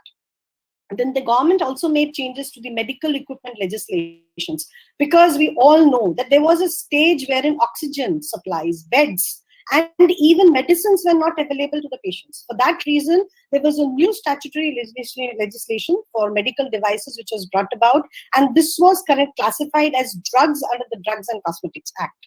Now I move on to the next sector, which is, we are talking about the environmental laws. Now, we all saw during the lockdown, I think every one of us had this experience of seeing, birds and animals on roads. So that reminded us that humans, animals, plants, and environmental health, now these were some things which were highly affected by each other, and they were a part of a single ecosystem. Now, the Ministry of Environment, Forest and Climate Change on February 3rd, 2020 issued a draft of amendments and rules to have an amendment in the Environment Protection Act via Environment Amendment Rules 2020. It was even shown in this pandemic that the areas with bad air quality due to pollution had more chances of death due to this virus, and for this reason, the polluting industries such as gas, oil, coal, and petroleum industries, they were requesting the governments to review their norms and rules so that it could regulate the pollution management in industries. Then comes your FMCG sector. This was the fourth largest sector, and we saw that this particular sector, which was seen as the island of stability for survival of manpower, and it needed various laws and provisions. The pandemic changed this entire business ecosystem and consumer behavior. But of course, this sector got exemptions from every pandemic laws. But because there was no existing law, so to ensure effective supply chains during pandemic, supported by desired manpower, they were literally ignored, we can say. This COVID impacted FMCG sector across the value chain due to an availability of workers, and it was necessary for the central as well as the state governments to create a viable framework for movement of essential workers so that they could enable the transport and storage of essential commodities. We saw during the period of lockdown, there was disruption. People were just running around for commodities because they thought that everything will just go for a lockdown. But actually, essential commodities were not such that they were not available. Availability was for the workers. Availability was of the laborers who were not able to work during that time, and they were not able to bring about, there was not a proper supply chain. So that is why this sector was suffering a lot. Then comes the agricultural sector. As we all know that about 85% of our farm households, we are dependent on agricultural sector. The marginal farmers, they are a significant part of our population because they are these landless farm laborers, and welfare measures were necessary to help them with effective and sincere implementation. So to obviate this immediate concerns of scarcity of farm labor, there were policies which were made to easily facilitate to state entities and farmer producers organizations or custom hiring centers with suitable incentives. The government brought about the Farmers Empowerment and Protection Agreement on Price Assurance and Farm Service Bill 2020, and that created a framework for contract farming through an agreement between a farmer and a buyer prior to the production or rearing of any farm produce. It also introduced the Farmers Produce Trade and Commerce Promotion and Facilitation Bill, which aims at creating additional trading opportunities outside the agricultural produce market committee's yard to help farmers get remunerative prices. Then I come to the next part, which is the labor sector, which was the worst affected sector during COVID-19, especially the migrant workers, the gig workers, and workers from the unorganized sectors. We all are aware, we have seen the position which these laborers had suffered during COVID-19. But there was a major development which came about when the government passed the 4 codes, which was a major reform in the labor laws. The wage code was already passed. The bill was passed in 2019. The code came in 2020. And then we got these other 3 codes that were Occupational Safety, Health and Working Conditions Code, the IR code, that is the Industrial Relations Code, and the Code on Social Security. These codes were actually brought about so that they could provide measures to all the workers, including migrant workers, gig workers, and workers of unorganized sectors, so that they could be given security, they could be given proper wages, and during migration, whatever problems these people had faced, they could get a stability.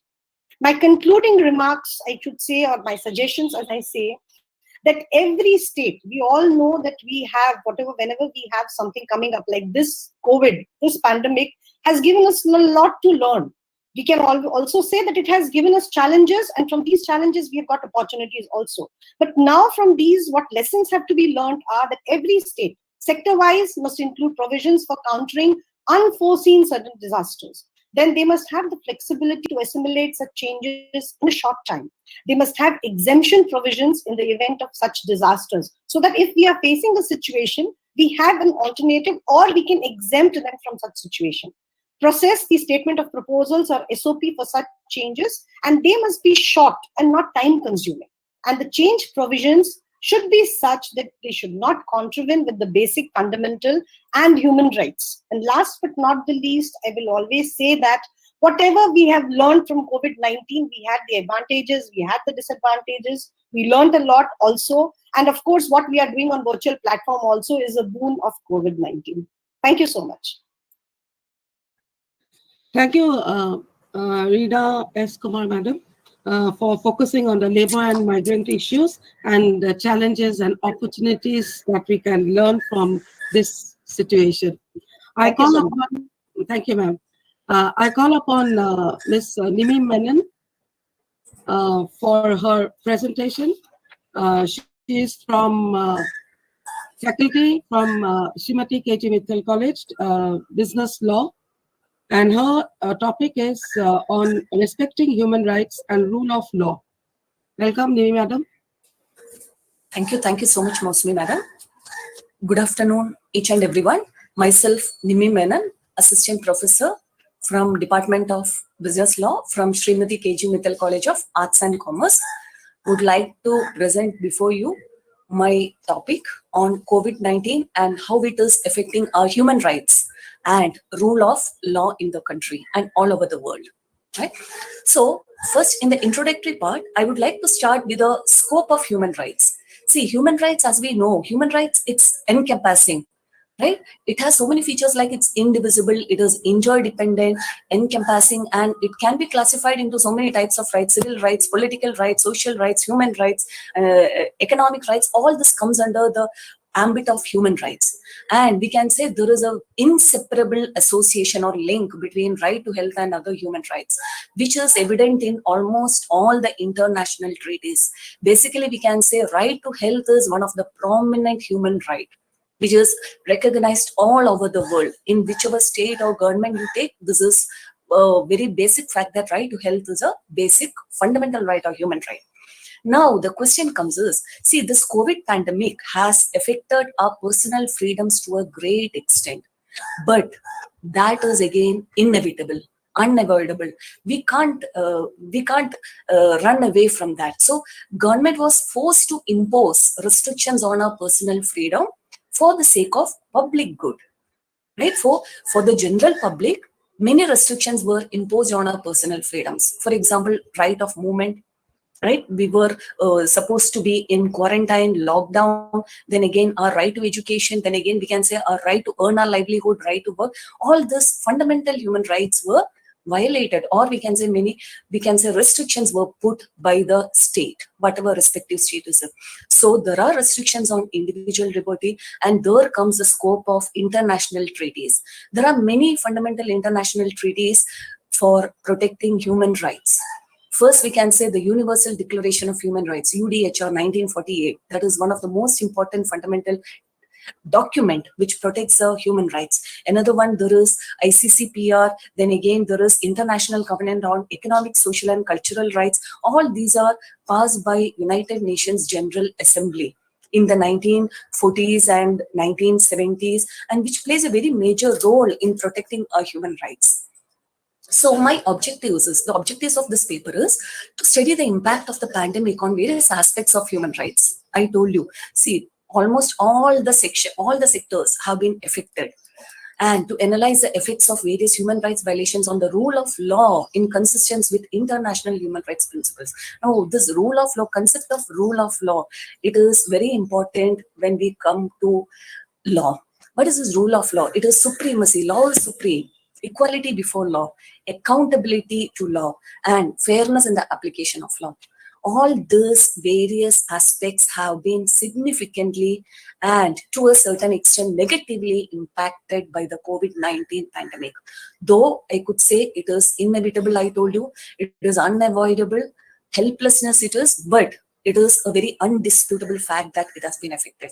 And this paper the methodology is based on mostly secondary data, mainly books, articles, newspapers, and various case laws and even international treaties. Now, moving on. See, the facts are almost all the governments have initiated crucial measures, and these crucial measures like war-like emergency measures to control the spread of an infectious disease, highly infectious disease, communicable disease. So initiation of this inevitable necessary crucial measures by government all over the world that restrain individual social and economic freedoms and rights. And I told you these are unavoidable, and these measures still may have a very detrimental effect on the enjoyment of human rights. There should be limited curtailments to contain the pandemic. Now, here comes a question, what is this limited? There is no definite criteria on how much curtailment should be done, right? What are the parameters? And no state, no government is in a position to assess what is the limitedness or what should be the restrictions for the human rights. And what I feel is there should be constant surveillance by the authorities to make sure that no undue advantage, because many times what happens is executive authorities, those who execute these laws or this lockdown or quarantine, whatever it is, these preventing measures, they are over expressing or they are abusing their power, which has to be constantly surveilled. Then right to life is most evidently affected by the outbreak of the pandemic. Thousands of people were killed. Hundreds and thousands of people were killed because of this corona pandemic, thus affecting right to life. And all the international treaties are under obligations to provide right to health and to ensure available, accessible, acceptable, and good quality health responses, which again has been a very great failure all through the world. Now, protecting individuals from the threat to life posed by others carrying an infectious and deadly disease, that is actually the prior responsibility of the government. The government or whatever state it is, they have to protect their individuals. But for that, they have to foresee what threats are coming.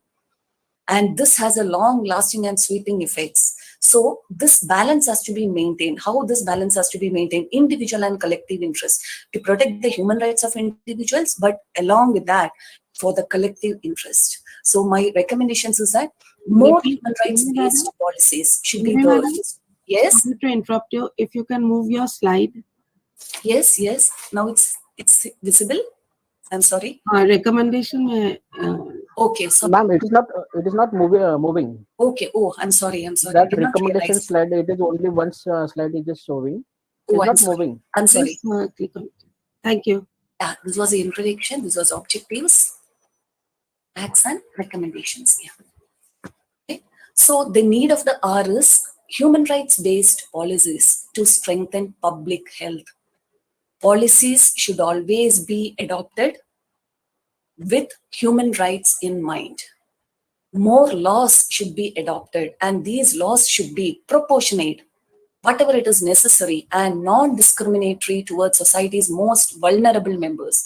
Vulnerable members, I mean, we can say all the workers in informal economy, we can say unorganized sector, which includes migrant laborers, even children, vulnerable group they belong to, even women belongs to vulnerable group, even aged people belongs to vulnerable group. See, if you see in almost all the sectors I told you, I mean almost all the age categories, almost all the service categories, all has been facing the worst impact of COVID-19. So more laws is required, apart from Epidemic Diseases Act, apart from Disaster Management Act, more laws has to be made, it has to be enacted, and these laws should alleviate or decrease the worst impacts of the crisis on vulnerable groups.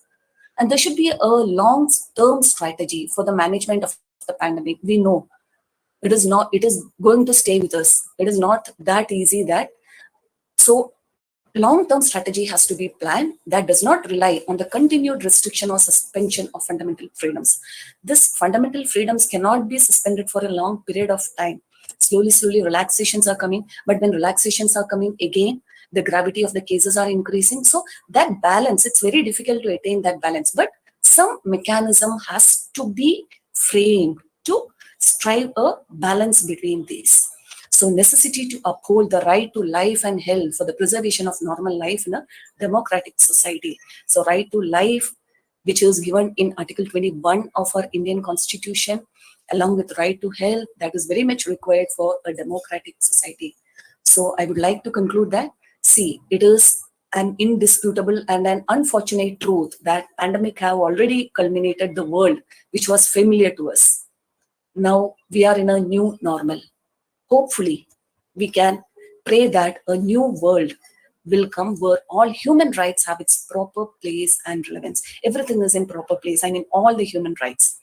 So these are the references which I have gone through, and thank you so much for your patient hearing. Thank you.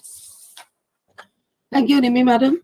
Thank you for such an insightful paper on human rights, the rule of the law, right to life, so much needed in this pandemic situation, and your recommendations. Thank you very much.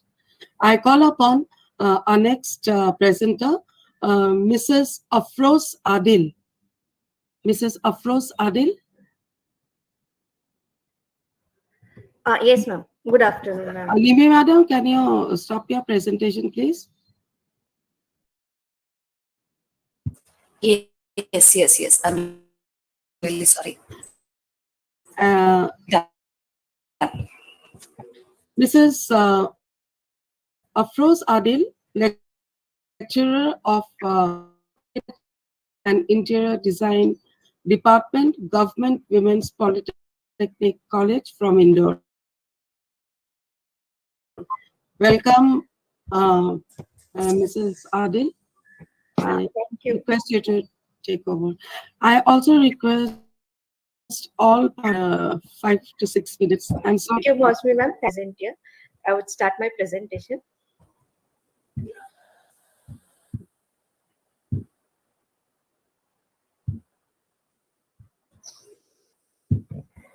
Now, is my screen visible? Yes, ma'am.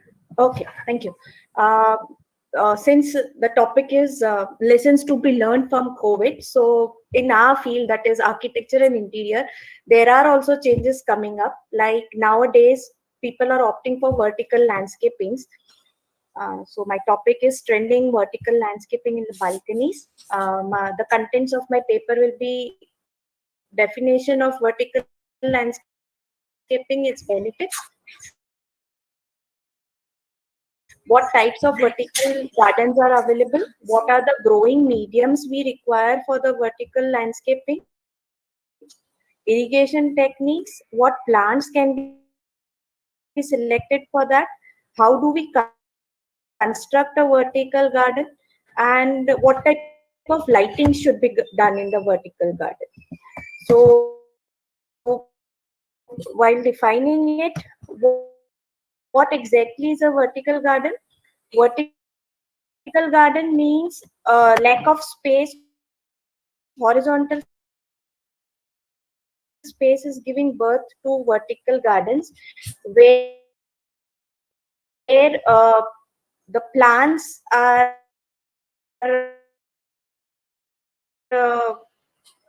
hung vertically on the walls, maybe in exterior wall or an interior wall, either through a frame structure or freestanding. This can be fixed in small spaces, residences, offices, hotels, institutes, even on road dividers, partitions, wherever there is a little bit space available, we can go for a vertical garden. Now, why do we need a vertical garden? What are the benefits of a vertical garden? In urban life, where there is so much of hustle bustle going out just outside your residence or an office, you need some insulation, some type of sound insulation. So these gardens are a very good sound insulators. They also insulate the insides thermally, like around 4 to 5 degrees of temperature goes down if the exterior walls have these vertical gardens.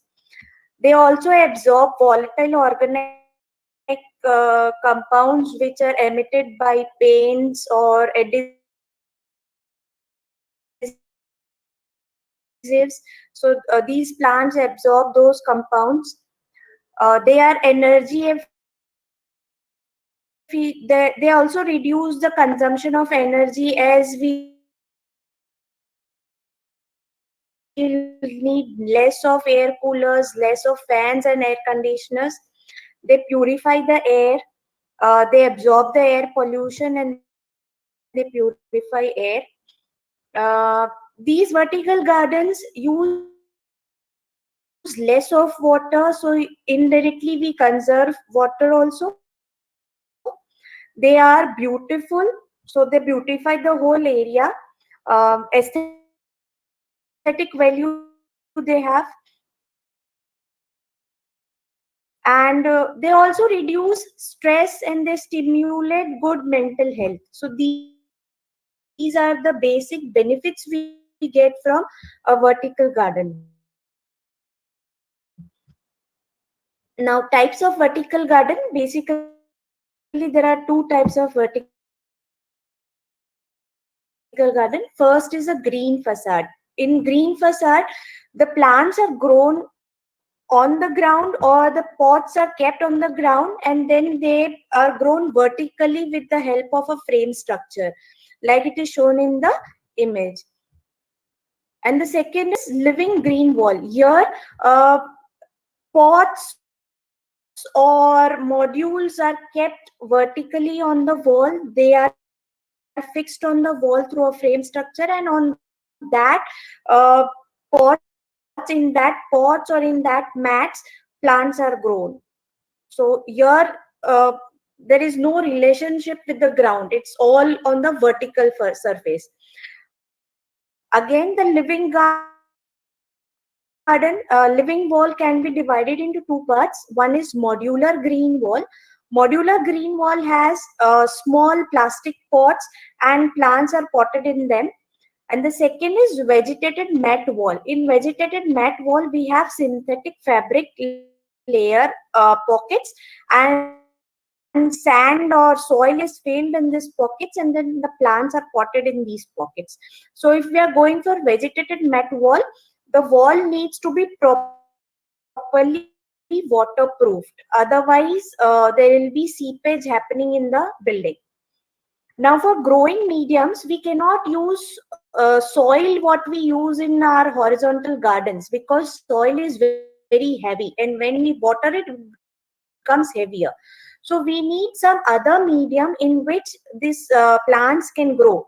The medium should be weightless, it should be more porous, it should retain water and fertilizers for a longer time, and it should be neutral in pH level. So there are 3 types of growing mediums available in the market. One is loose media, one is matte medium, and one is structural medium. Loose medium is soil filled in bags or in pots, and those pots are again fixed in the framework. So this is a conventional method, loose medium. Matte medium is layers of matte or coir fiber, and in that the plants are grown. But these layers are very thin. So if the plant grows a little bit and it has deeper roots, then these mats don't host those bigger roots. They are good for small size plants. For bigger plants, these structural medium, these mats and soil are combined and blocks are made as requirement, and then these blocks are used for the growing of plants. This is the best when maintenance cost is low. If we talk about the 3 methods, basically, one is circulating system, one is drip irrigation, and another fertilizers are directly injected. It is sent to the water pump through which time sensor or moisture water it. So there are in collections tray. So when the excess water is collected in the system is known as circulation is high. Small little holes, and drip by drip the recirculating system, the pores don't get choked.